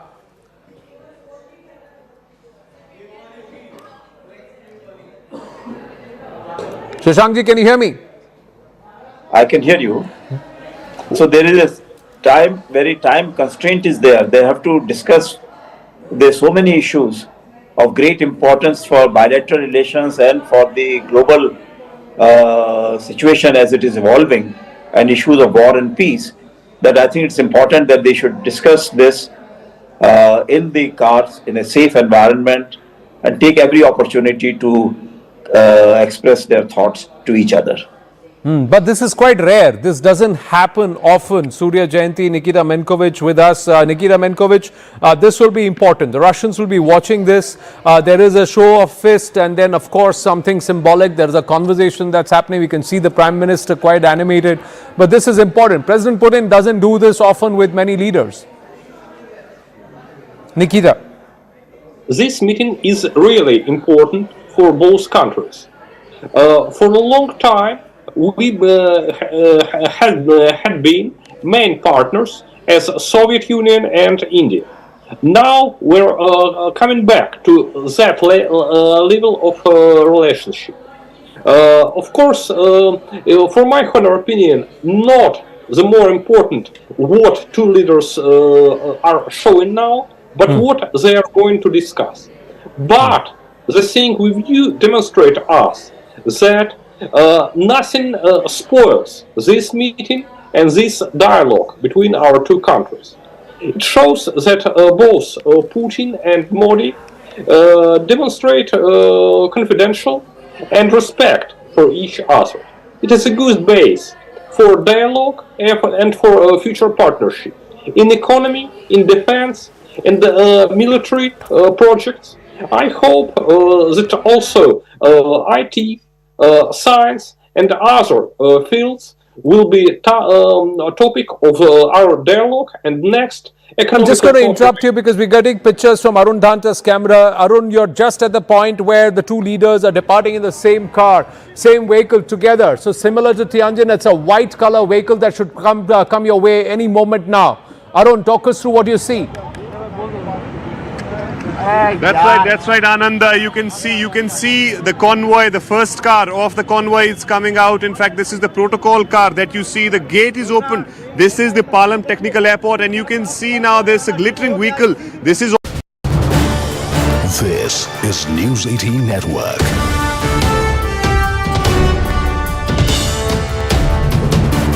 India's largest news network. Conversations, the broad contours of the conversation would have already begun. Yes, they are stepping in together.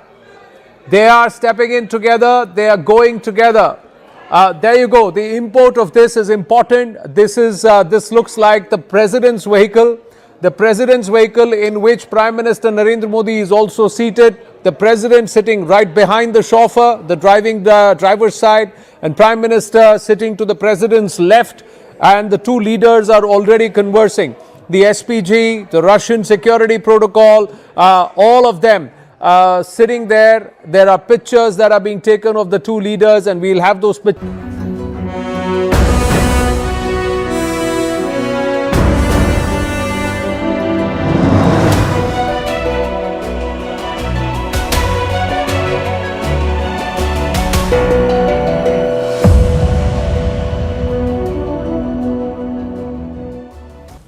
If you're flying in India right now, let's take a moment of silence, a prayer, a hope, a wish, anything. Because your flight may or may not take off. It may be delayed, it may be cancelled.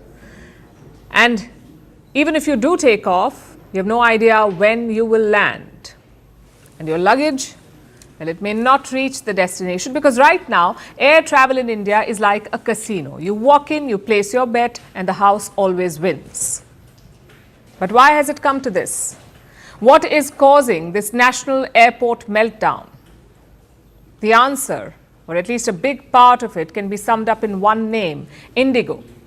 It's an aviation giant in India, and it is in turbulence. Some of its flights have been delayed by 8, 10, even 12 hours. Others never took off. In the last 48 hours, nearly 300 flights have been cancelled, 300 cancellations. Passengers were stranded on airports. You can see the pictures on your screens. It looks like there's a sudden sale announcement at the airport. The passengers were obviously frustrated. Many spent the night at the airport. It was utter chaos. But what led to this? Indigo has blamed it on almost everything. They're calling it a multitude of unforeseen challenges. Minor tech glitches, winter schedule adjustments, bad weather, airport congestion, and most importantly, the new rules for pilots. These are FDTL rules, Flight Duty Time Limitation Rules, FDTL. These rules are meant to make flying safer, but they seem to have grounded India's largest airline. Let me explain how. Think of the FDTL rules as a sleep schedule for pilots. Now they're supposed to sleep longer because India's aviation regulator has changed the rules. That's the DGCA, the Directorate General of Civil Aviation. It's the national watchdog. It has made some key changes. Weekly rest has been increased from 36 hours to 48 hours for a pilot. A pilot must be off work for at least 48 hours in a week. Night hours have been extended by 60 minutes. Night landings have been capped at 2 per week. Earlier there were 6. 6 were allowed. And pilot duty hours have been cut significantly. Basically, more rest and less flying for the pilots. And this has been done in the interest of safety. It sounds like a fair move, unless you're an airline running with a lean workforce and high overnight operations. Then these rules become a problem for you. And Indigo has been the worst hit. 3 reasons why they're the worst hit. First is their scale. Indigo runs more than 2,200 flights in a day. Air India runs around half that number. So even a 10% cancellation for Indigo would mean 220 flights cancelled. When Indigo sneezes, the entire aviation industry catches a cold. That is reason number 1. Reason 2, strategy. Indigo is the king of red-eye flights, late-night, high-frequency operations. The goal is to squeeze every last rupee of each aircraft. But the new rules do not allow that. Reason 3, staffing. Pilot associations say Indigo knew about this, but they did nothing. They froze hiring. They underestimated the impact. They maintained lean staffing, did not prep for the new rules, and even cut pilot leave quotas. The result is this wide disruption that we see. Indigo is known for its punctuality, but on Wednesday, its on-time performance dropped to 19.7%. At one point, only 1 in 5 flights took off on time. So what is India's aviation regulator doing about it? How are they going to fix this? Well, they summoned Indigo today. They asked the airline to submit a mitigation plan. And where does that leave the passengers? Because they are not exactly spoiled for choice. The Indian skies are ruled by 2 airlines, Indigo and Air India. Between them, they control over 85% of the air traffic. It's a classic duopoly, and that means when one airline collapses, the entire system collapses. Passengers have nowhere else to go. Fares of other carriers shoot up. The fact is, Air India cannot absorb the spillover because of its own fleet issues. Smaller players cannot scale overnight. So when the biggest pillar falls, the whole system crumbles. Indigo says it needs 48 hours to stabilize. The airline is cutting schedules, cancelling flights proactively, reworking crew rosters, adjusting night operations, and trying to rebuild buffer positions. Airports will remain messy for another couple of days. So what should you do as a passenger? Well, first of all, keep checking your flight status. Arrive early because the queues are long. Carry snacks, medication, and chargers. Pick refundable tickets. Avoid tight connections. Monitor Indigo's social handles, and obviously prepare for delays. And I hope the policymakers are watching this. Because this is not just about one airline having a bad week. This is a wake-up call for India's aviation system. The industry has grown fast, but infrastructure, workforce, and regulation have not kept pace. So maybe this chaos is a sign that India's skies need more capacity, more competition, and more preparedness.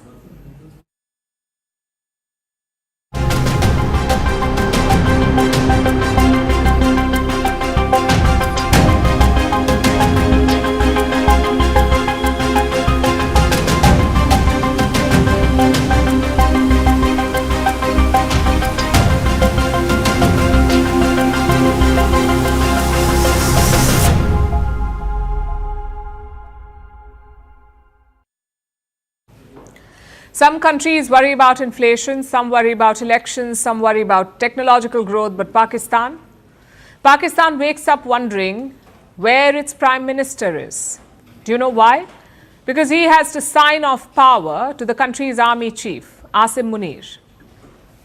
Pakistan's so-called field marshal, supreme commander in waiting. He's waiting for a signature of Prime Minister Shehbaz Sharif. But Sharif has disappeared like the hero's twin in a Pakistani soap opera. Let me tell you what happened.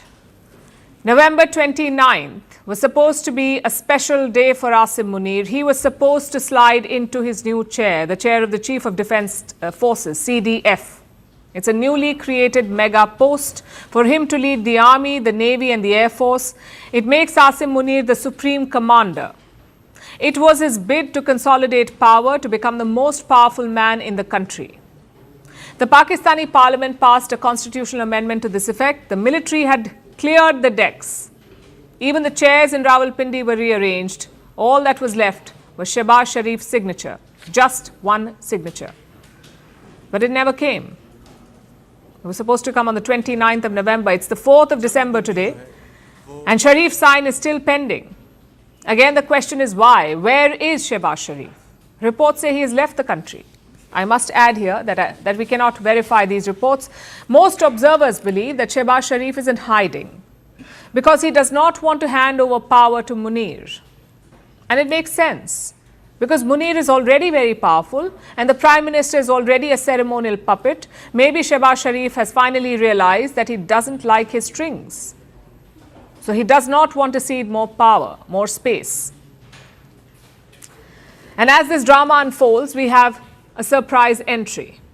Imran Khan, the former Prime Minister of Pakistan, currently in jail and until recently the subject of intense speculation. Was he dead or alive, they asked. Let us see proof of life, they protested. The jail authorities finally complied. Imran Khan was indeed alive, and now he's suddenly very vocal. He's relaying messages on social media. Imran Khan has called Asim Munir mentally unstable. He said Munir is trying to impress the West, and in doing so, he has broken Pakistan and ruined the law. Imran Khan says Asim Munir was responsible for igniting tensions with Afghanistan. That's a lot of accusations in one post. But if you know their history, you won't be surprised. There's no love lost between Khan and Munir. They've been at loggerheads for a while, although this post does not address the main issue, Asim Munir becoming the CDF. It would give him total control over all three defense services, immunity from prosecution, influence over promotions, and of course access to the nuclear command. Basically, the army chief would be like a president in uniform minus a coup. If Shehbaz Sharif signs it, he will be Munir's personal paperweight. If he doesn't sign it, he risks Munir's fury. And what does a weak Pakistani civilian leader fear more, being irrelevant or being overthrown? It's quite the dilemma, which is why Shehbaz Sharif has just left the chat. And it's a plot that we've seen before. Every decade, Pakistan picks up the same storyline. A civilian leader tries to act brave, only for the army to put them back in their place. There's a crisis, someone disappears, someone gets jailed, the military gets stronger, the republic or whatever is left of it gets weaker. So is Asim Munir's coup on hold? Well, it may be for now. But how long will the military wait? How long and how far can Shehbaz Sharif run? The clock is ticking. Pakistan is watching, but the army does not seem too worried. It's almost like an OTT platform releasing a season in two parts. The world is not holding its breath to see how it ends, because no matter what they do, we all know the ending.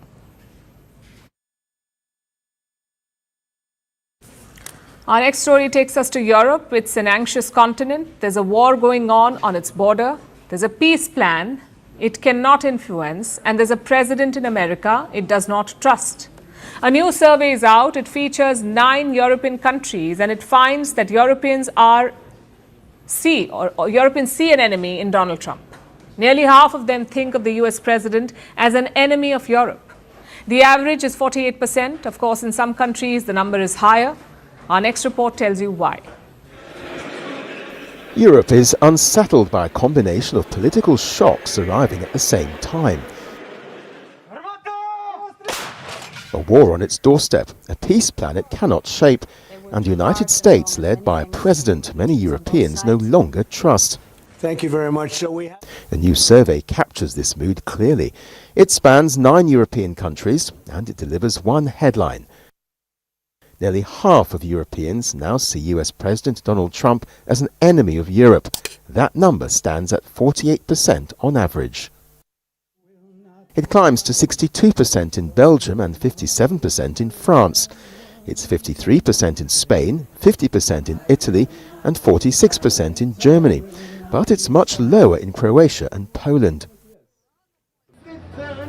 Yet the pattern is continental. The share of people reportedly calling Trump neutral has fallen, and the share calling him hostile has grown. This distrust doesn't exist in a vacuum. Europe is living through a period of heightened insecurity. The war in Ukraine has redrawn its defense landscape. Leaders warn the threat from Moscow is persistent, and the public agrees. Many believe the risk of conflict involving Europe is real. Many reportedly fear their countries could not defend themselves alone. Most now look to the European Union for protection. They want the bloc to play a larger security role, and they describe the continent as vulnerable in ways rarely seen since the Cold War. These fears are compounded by events unfolding around the Ukraine peace push. European governments worry that any deal shaped in Washington and Moscow may overlook their interests. Trump's envoys have met Ukrainian officials without any European representation. They've also met Vladimir Putin while Europe watches from the sidelines. Analysts say many on the continent now expect an uncomfortable settlement, one that could leave Russia holding more Ukrainian territory, and one that could weaken Europe's security position. The distrust shown in the survey reflects this anxiety, but look at the timing. This concern is growing just as Trump faces pressure at home. Trump's net approval ratings have reportedly dropped to a second-term low. In November, one poll put his approval rating at just 38%. It's his lowest level since returning to office. Americans cite rising living costs as a reason. They've also cited frustration over the release of the Epstein files as another reason. But Trump's dipping popularity in Europe is because most of them see him as a US president who's a potential risk rather than a partner, and a war that still has no clear end. The survey does not just measure attitudes about Trump, it captures a continent that feels vulnerable, a continent watching the United States closely, and a continent unsure whether the next decisions taken in Washington will make it safer or leave it more exposed.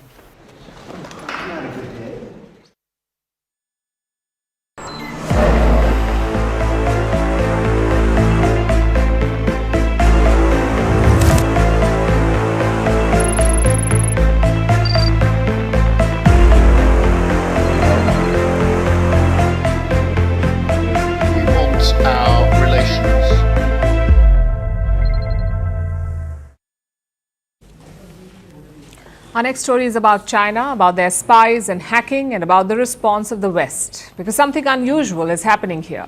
For years, Western governments warned their people about Chinese espionage. They called it a threat. They issued alerts. They spoke about hacking campaigns and data theft. But the same governments now refuse to act against China. Let me show you a new report. It says the US has halted plans to sanction China's spy agency.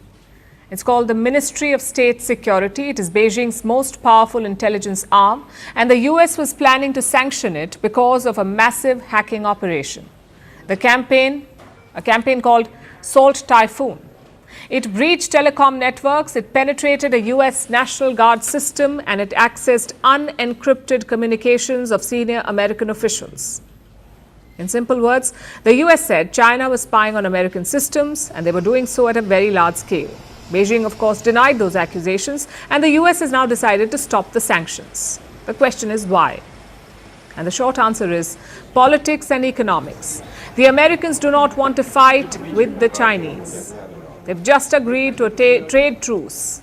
When Trump met Xi in South Korea, this was in the month of October, they met and they agreed to a truce. As part of this deal, the US did pause its 100% tariffs on China. And China agreed to export rare earth minerals. These minerals are crucial for modern life. They make electric vehicles, wind turbines, computers, defense technology. China is their biggest supplier, and the US relies on China for these minerals. They want to keep getting them. They do not want to rock the boat with sanctions on Chinese spies. That's one reason. And then there's another factor. President Trump wants to visit China in April next year. He does not want a fight with Beijing before that. So Washington has decided against the sanctions despite the spying. And they're not the only ones going soft on China. The United Kingdom is doing the same. London has called China a quote-unquote security threat. It says Chinese spies target the UK prolifically and aggressively, and that China collects huge amounts of data. But what did the UK do about it? Well, they had a high-profile spy case which collapsed. 2 men were accused of spying for Beijing, but the case against them was dropped because there was not enough evidence. The prosecutors could not prove that China was a threat. A parliamentary committee investigated the collapse of the case. They called the process shambolic, but they found no political interference. What does that tell you? On paper, they call China a security threat, but in practice, they do little to address it. Meanwhile, their government is trying to reset the relationship with China. Listen to what UK Prime Minister Keir Starmer said. A country that poses real national security threats to the United Kingdom. With all that in mind, the absence of engagement is just staggering. A dereliction of duty, because it means that, unlike our allies, we have not been standing up for our interests. Well, no more. It's time for a serious approach, to reject the simplistic binary choice. So this is the balancing act. Call out the threat, but push for the engagement. Because economic ties are quote-unquote in the national interest. Across Europe, countries are resetting their China policy. Look at France. Their president, Emmanuel Macron, is in China right now. The focus is on trade, market access and economic stability. The European Union still calls China a quote-unquote systemic rival, but it also sees China as a crucial economic partner. So Europe too is walking the same tightrope. Engage with China, but continue warning about espionage. And that brings us to the bigger story tonight, the China paradox. The West says China is a security risk, but they won't cut the cord. They're still dependent on Beijing for trade, investment, critical minerals, and the global supply chains. In a difficult economy, they rely on China for their own growth.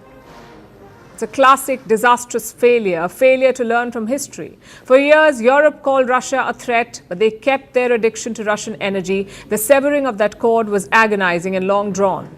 And now they know that the dragon breathes fire, but they still hope to befriend it.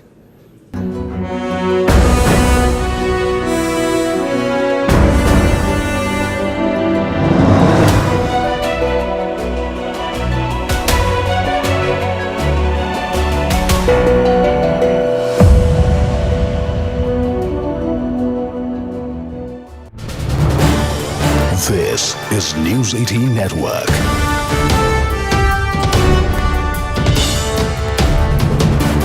India's largest news network. Conversations, the broad contours of the conversation would have already begun. Yes, they are stepping in together. They are stepping in together. They are going together. There you go. The import of this is important. This looks like the president's vehicle. The president's vehicle in which Prime Minister Narendra Modi is also seated. The president sitting right behind the chauffeur, the driver's side, and Prime Minister sitting to the president's left. And the two leaders are already conversing. The SPG, the Russian security protocol, all of them sitting there. There are pictures that are being taken of the two leaders, and we'll have those pictures also being released in a bit. But Shashankji is with us. This is significant. After Tianjin, the second time the two leaders are traveling in the same vehicle. This is very rare.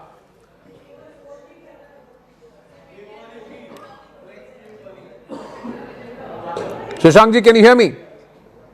I can hear you.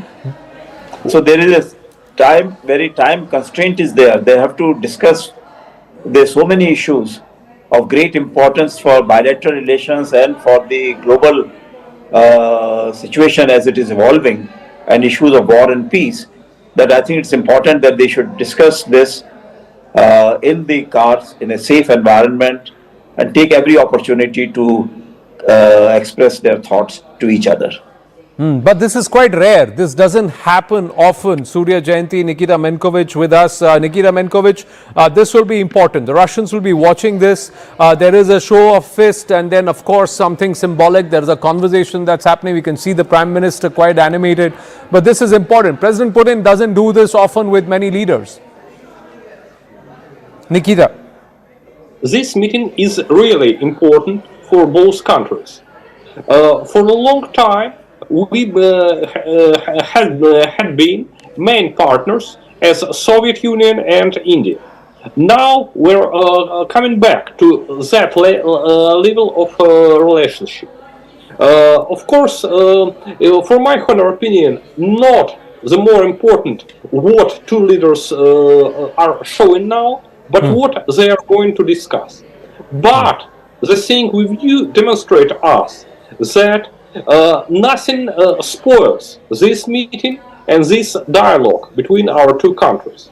It shows that both Putin and Modi demonstrate confidential and respect for each other. It is a good base for dialogue and for future partnership in economy, in defense, in the military projects.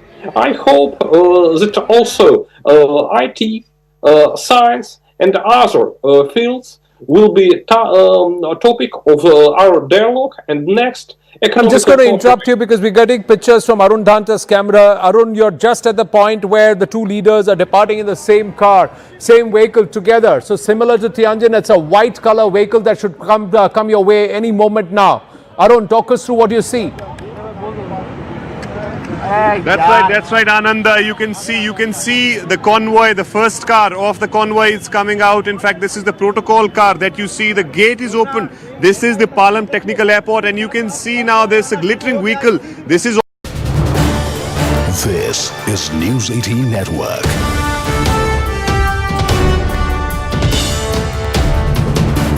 India's largest news network. Conversations, the broad contours of the conversation would have already begun. Yes, they are stepping in together. They are stepping in together. They are going together. There you go. The import of this is important. This looks like the president's vehicle. The president's vehicle in which Prime Minister Narendra Modi is also seated. The president sitting right behind the chauffeur, the driver's side, and Prime Minister sitting to the president's left. And the two leaders are already conversing. The SPG, the Russian security protocol, all of them sitting there. There are pictures that are being taken of the two leaders, and we'll have those pictures also being released in a bit. But Shashankji is with us.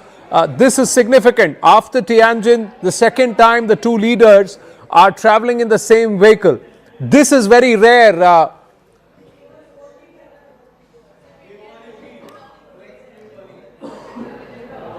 Shashankji, can you hear me? I can hear you. So there is a very time constraint is there. They have to discuss.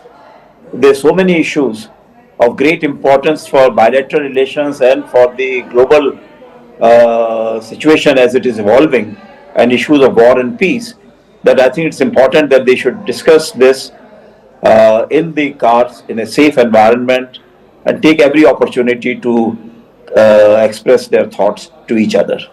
But this is quite rare. This doesn't happen often. Surya Jayanti, Nikita Menkovich with us. Nikita Menkovich, this will be important. The Russians will be watching this. There is a show of fist and then, of course, something symbolic. There's a conversation that's happening. We can see the Prime Minister quite animated. But this is important. President Putin doesn't do this often with many leaders. Nikita. This meeting is really important for both countries. For a long time, we had been main partners as Soviet Union and India. Now we're coming back to that level of relationship. Of course, for my honor opinion, not the more important what two leaders are showing now, but what they are going to discuss. But the thing with you demonstrate us that nothing spoils this meeting and this dialogue between our two countries. It shows that both Putin and Modi demonstrate confidential and respect for each other. It is a good base for dialogue and for future partnership in economy, in defense, in the military projects. I hope that also IT, science.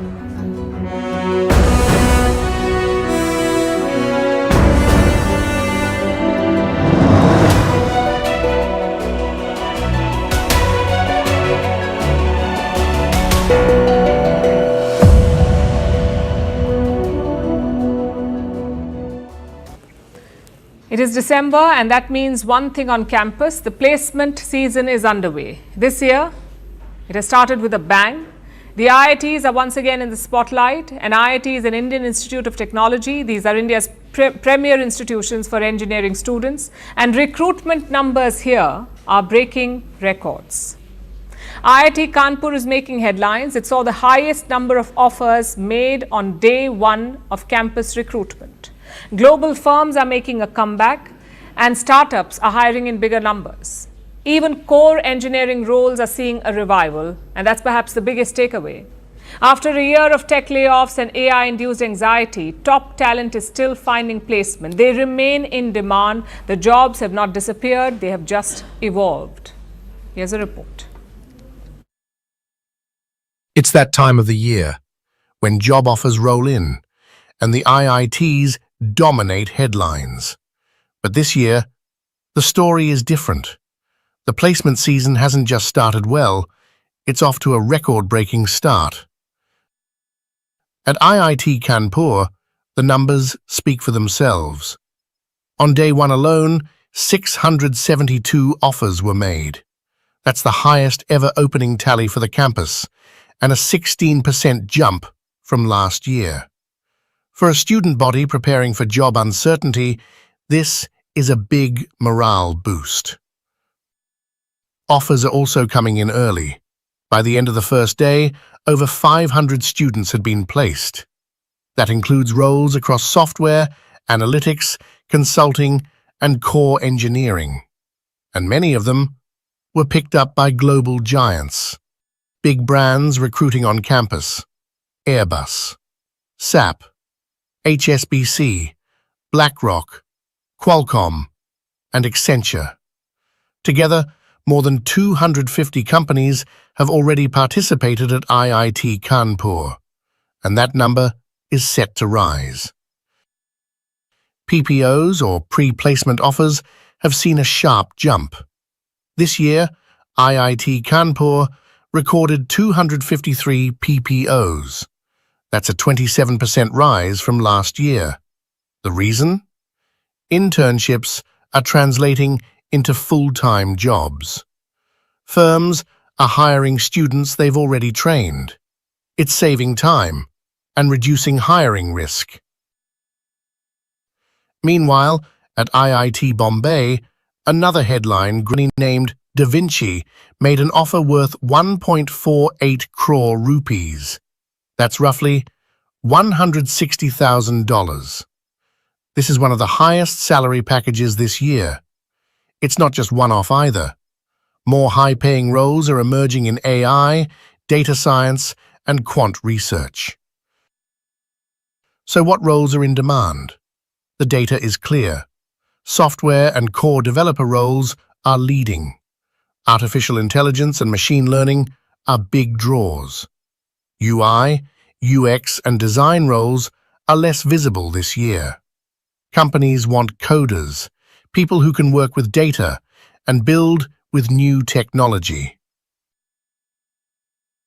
International placements have also started early. 9 global offers have already been confirmed at IIT Kanpur. More are expected in Phase 2. Students say it's not just about the pay, it's about the kind of work on offer and the confidence that comes with being industry-ready. This placement season is also different because of the context. Over the last year, headlines have been dominated by layoffs, especially in tech, and fears around AI replacing jobs. But the early signs from IITs are reassuring. Demand for top-tier talent still exists, and companies are willing to pay for it. Startups are also hiring again. In 2023, many were cautious. This year, they're back in larger numbers. Core companies are also increasing their hiring. That's helping diversify job profiles. So it's not just software anymore. Mechanical, electrical, and civil engineering graduates are also in demand. The placement season has just begun, but the tone is already set. If this momentum continues, IITs across the country will see strong recruitment. For India's engineering graduates, this is a sign of hope, that the job market is shifting, not shrinking, that there's space for AI-ready talent, and that with the right skills, young professionals can still shape their own future.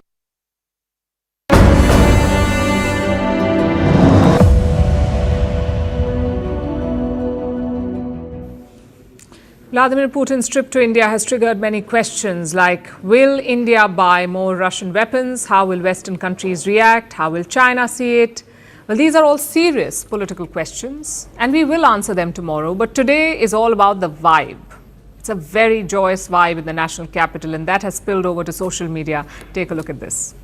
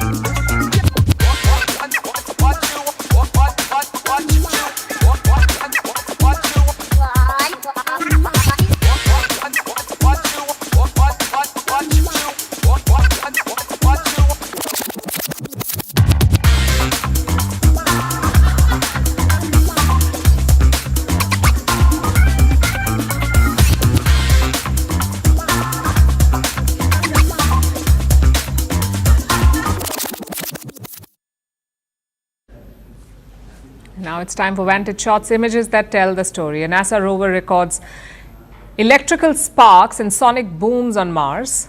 The Rockefeller Center Christmas tree lights up New York for the holiday season, and a Venezuelan zoo celebrates the birth of a pair of white lions. Finally, we're taking you back in history. On this day in the year 2000, Russian President Putin was in India for a 4-day state visit. He met with then Indian Prime Minister Atal Bihari Vajpayee.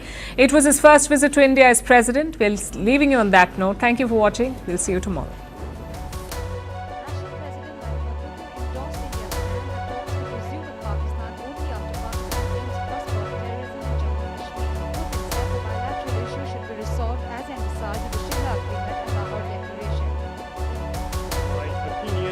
In this case,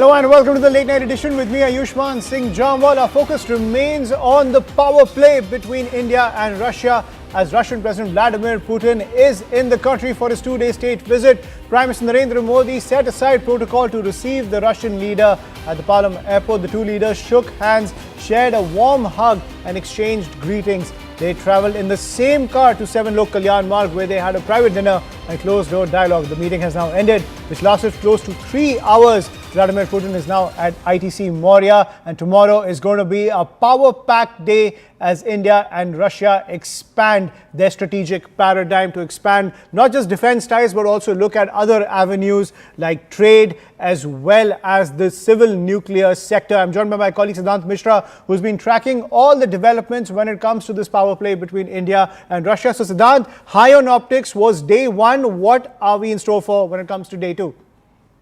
Well, there are many more surprises, Ayushman, likely on the cards tomorrow. In fact, today it was very unexpected for the Prime Minister Modi to be going to the airport to receive President Putin by breaking the protocol, and then President Putin sitting in Prime Minister Modi's one of the security cars from his convoy, and both leaders arriving at 7 km for the private meeting. The meeting lasted for about 3 hours, and a short while back we got to know that the meeting has finally ended and President Putin is back to his hotel. Now, this particular gesture of Prime Minister Modi to invite President Putin to his official residence for a private talk is very rare. This has only been extended to 3 other leaders in the past by Prime Minister Modi. So it talks about the personal bond, homie, at the same time the kind of importance Prime Minister Modi attaches to this relationship. In fact, when Prime Minister Modi was in Moscow, he was also hosted by President Putin at his private mansion. At that time, meeting lasted for 2.5 hours. Today it lasted for 3 hours. Now nobody knows what the leaders actually discussed, because it was only him and Prime Minister Modi and President Putin along with the interpreters. Tomorrow there's going to be the delegation level talk. First, President Putin will be given ceremonial welcome at the Rashtrapati Bhavan, followed by his visit to Rajghat, delegation level talks. Then he will also be addressing India-Russia Business Forum, and then a banquet at Rashtrapati Bhavan. Right. So it's definitely going to be an action-packed visit of President Putin tomorrow. And this gesture of Prime Minister Modi perhaps is already dominating the headlines, not just in India but worldwide.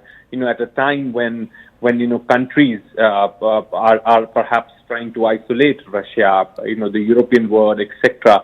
India embraces Russia. India welcomes a Russian president. Right. So it's a big message, and it's a big win for the Russian leadership as well. Right. Thank you, Siddhant, for decoding that for us. Let's take this further with our guest. I'm joined by Deepak Vora, former diplomat, who's joining us on the broadcast, and Major General A.K. Sehwag, defense expert. Thank you, Mr. Vora, as well as General Sehwag, for joining us on the broadcast. Ambassador Vora, I'll come to you first. I've been talking to a lot of foreign experts, especially from the West.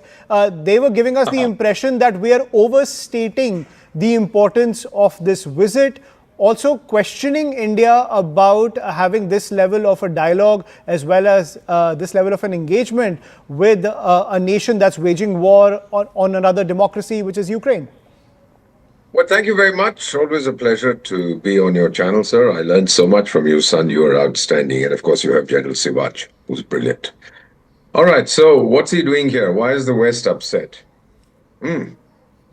Ask them to go have some rice and dal if they are upset. You think India really cares? I just heard your report that it was unexpected that Prime Minister Narendra Modi would go to the airport. So those of us who worked with him or know him, it was quite expected that he would go. And he breaks protocol when he wants to. And that is his strength. And then that warm bear hug. And I know what they said to each other. And then they went off to Lok Kalyan Marg, where they discussed everything. Now, you tell us what is happening. General Sehwag will tell us how it is happening. We'll tell you why it is happening. Why has he come here? What does he want from us? He's buying very little from us. We were whether he had come or not, we would have gone ahead with the deals on the Sukhoi 57 and the S-400, 500. He didn't have to come to sell that. All this is, it's nice thing to say. Oh, he's coming here to sell this. He's already sold it. I say all the agreements have been reached already. Ambassadors like me have been working on it for weeks. Ki ye becho, kharido, etc., etc. He has come here, and as I see it, number one, he's cocking a snook at the West. You guys think you can isolate me? You guys think that you can abuse me and curse me? Brother, I have one of the four superpowers of the world. That includes Russia, the United States, China, and India. I have one of them solidly on my side and the largest democracy in the world. So you guys can go and eat whatever you want. India is my buddy. And Prime Minister Modi also pulled out all the stops. I want to ask these European chaps who are criticizing us for hosting Putin. Have these guys heard of a country called Jihadistan? I think you call it Pakistan or something like that. Every time their leader runs off there or a self-styled fool marshal runs off, they roll out the red carpet. Hey, do you know what these guys are doing in Balochistan, here, there and everywhere? Why do you welcome them? Why do you welcome all the fellows who have escaped from India with money, etc.? No, sir. These are not even double standards. These are triple standards. First is for their own people to say, yeah, we are fighting Putin. What are you fighting Putin for? Sir, let me just conclude. I'm sorry I'm taking a bit long because, Russia is very close to my heart. Let me just put it like this. Somebody once asked Putin at a press conference, I speak the language, Mr. President, are you hungry for territory? He said, guys, you're sitting in Moscow. I came from Vladivostok, which is the eastern extremity. It took me 7 hours in a superfast jet to reach here. His country is 7 times the size of India, has a population of 15 crores. You think he's hungry for territory? The West is terrified of the resurgence of Russia, just as, sir, they are terrified about the resurgence of India. Absolutely. They do anything they can. So the British ambassador and the French chap and the German chap, they write all kinds of articles and their chamchas repeat that, oh, why has he come? He has come because India needs certain things from him. He needs certain things from India. But both of us are telling the world our relationship with Russia, India and Russia, stands on its own. You guys can beat your chest, jump off the roof, do what you want. We will do what is in our best interest. Right. And Russia's always been that all-weather friend. It's always had India's back while the West didn't. And it only makes sense that India will only expand these ties as it aims to expand its own strategic influence on the global stage, as well as the India First agenda, both back at home and internationally. And General Sivach, do you think that is the feeling coming in from the West? Looking at India's response to Pakistan in the wake of Pahalgam, Operation Sindoor, the way we were able to punish Pakistan, India is only expanding its strategic clout on the global stage, and Russia is central to that, which is why we're seeing these negative vibes pretty much coming in from the Western powers. Is that a matter of fact?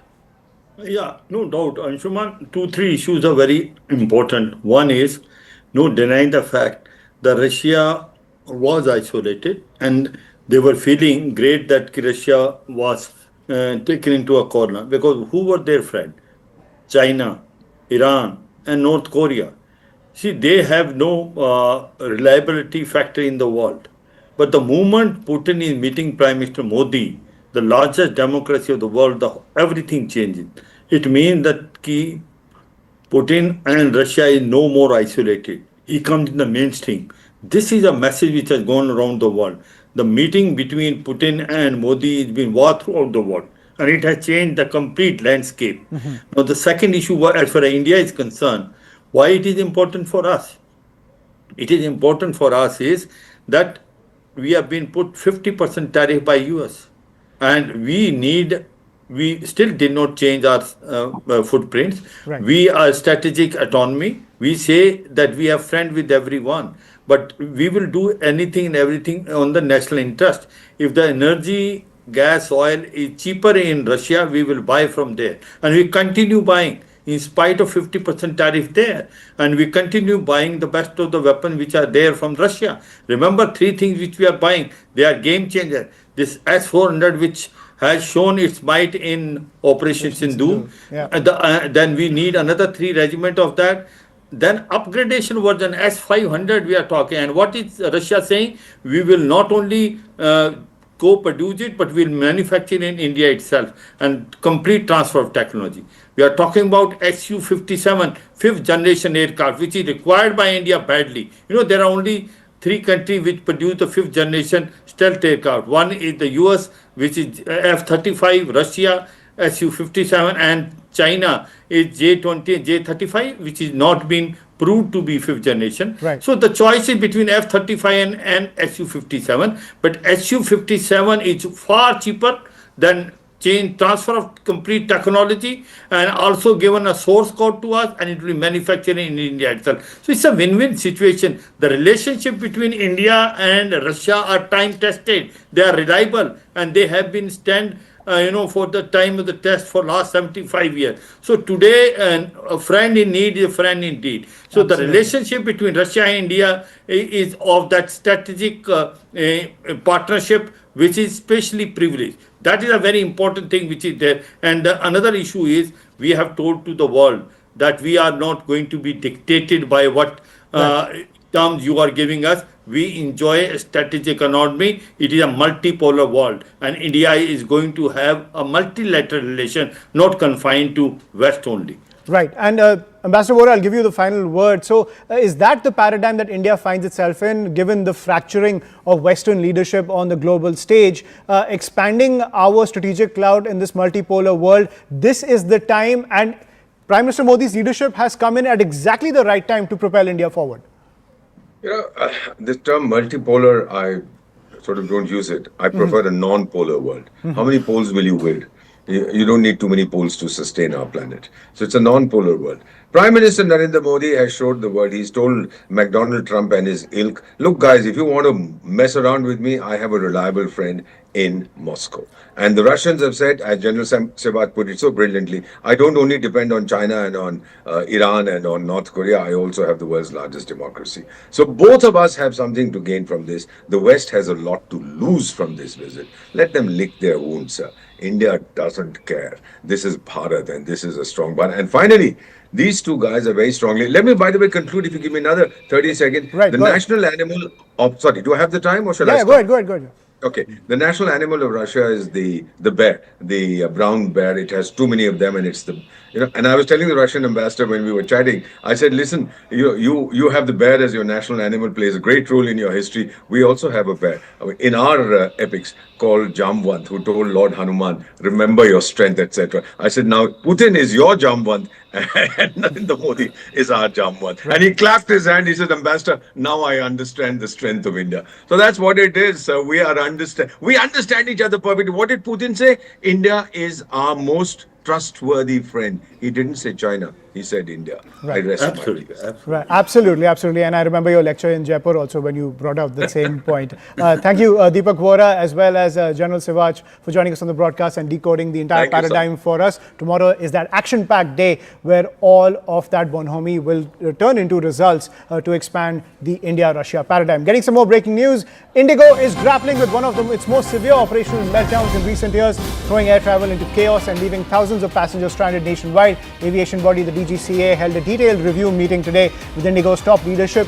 DGCA has directed Indigo to submit a roadmap for crew recruitment, training roster restructuring, safety risk assessments, and a mitigation plan for current disruptions and fortnightly progress reports. That is the big piece of news that's coming in when it comes to the chaos that Indigo is facing. I'm joined by my colleague Payal Mehta on the broadcast to get more details. Payal, over to you. Well, Ayushman, more than a couple of meetings have in fact taken place. As we reported earlier, the GCA had a meeting with the Indigo officials. After the top officials of the Ministry of Civil Aviation, Indigo and all the other stakeholders had a meeting which was chaired by Union Minister for Civil Aviation Ram Mohan Naidu. The message has been very, very clear from the Government of India that passenger interests and passenger safety are paramount, and Indigo has to understand really that, and they have to sort themselves out. So this change that the Indigo is really referring to in terms of flight duty time limitations, which have been changed effective the Ahmedabad crash, the Indigo airline was given enough time to implement that, but for whatever reason they have not been able to implement that. But for that, the passengers cannot really suffer. There's a stern message coming in. And at the same time, because Indigo flies so many aircrafts in the whole day across sectors, those adjustments have to be taken over by other airlines, which clearly means that the airfare mounts are very, very high. That also has to be taken into consideration is what the government has really said. And they said they'll keep passenger interest first, and hopefully Indigo will be able to, solve this issue at the latest. Because Indigo is one of those most popular airlines which flies across multiple destinations. And they cannot be leaving passengers stranded with more than 1,500 flights being, cancelled or delayed because of multiple reasons at various airports across the country.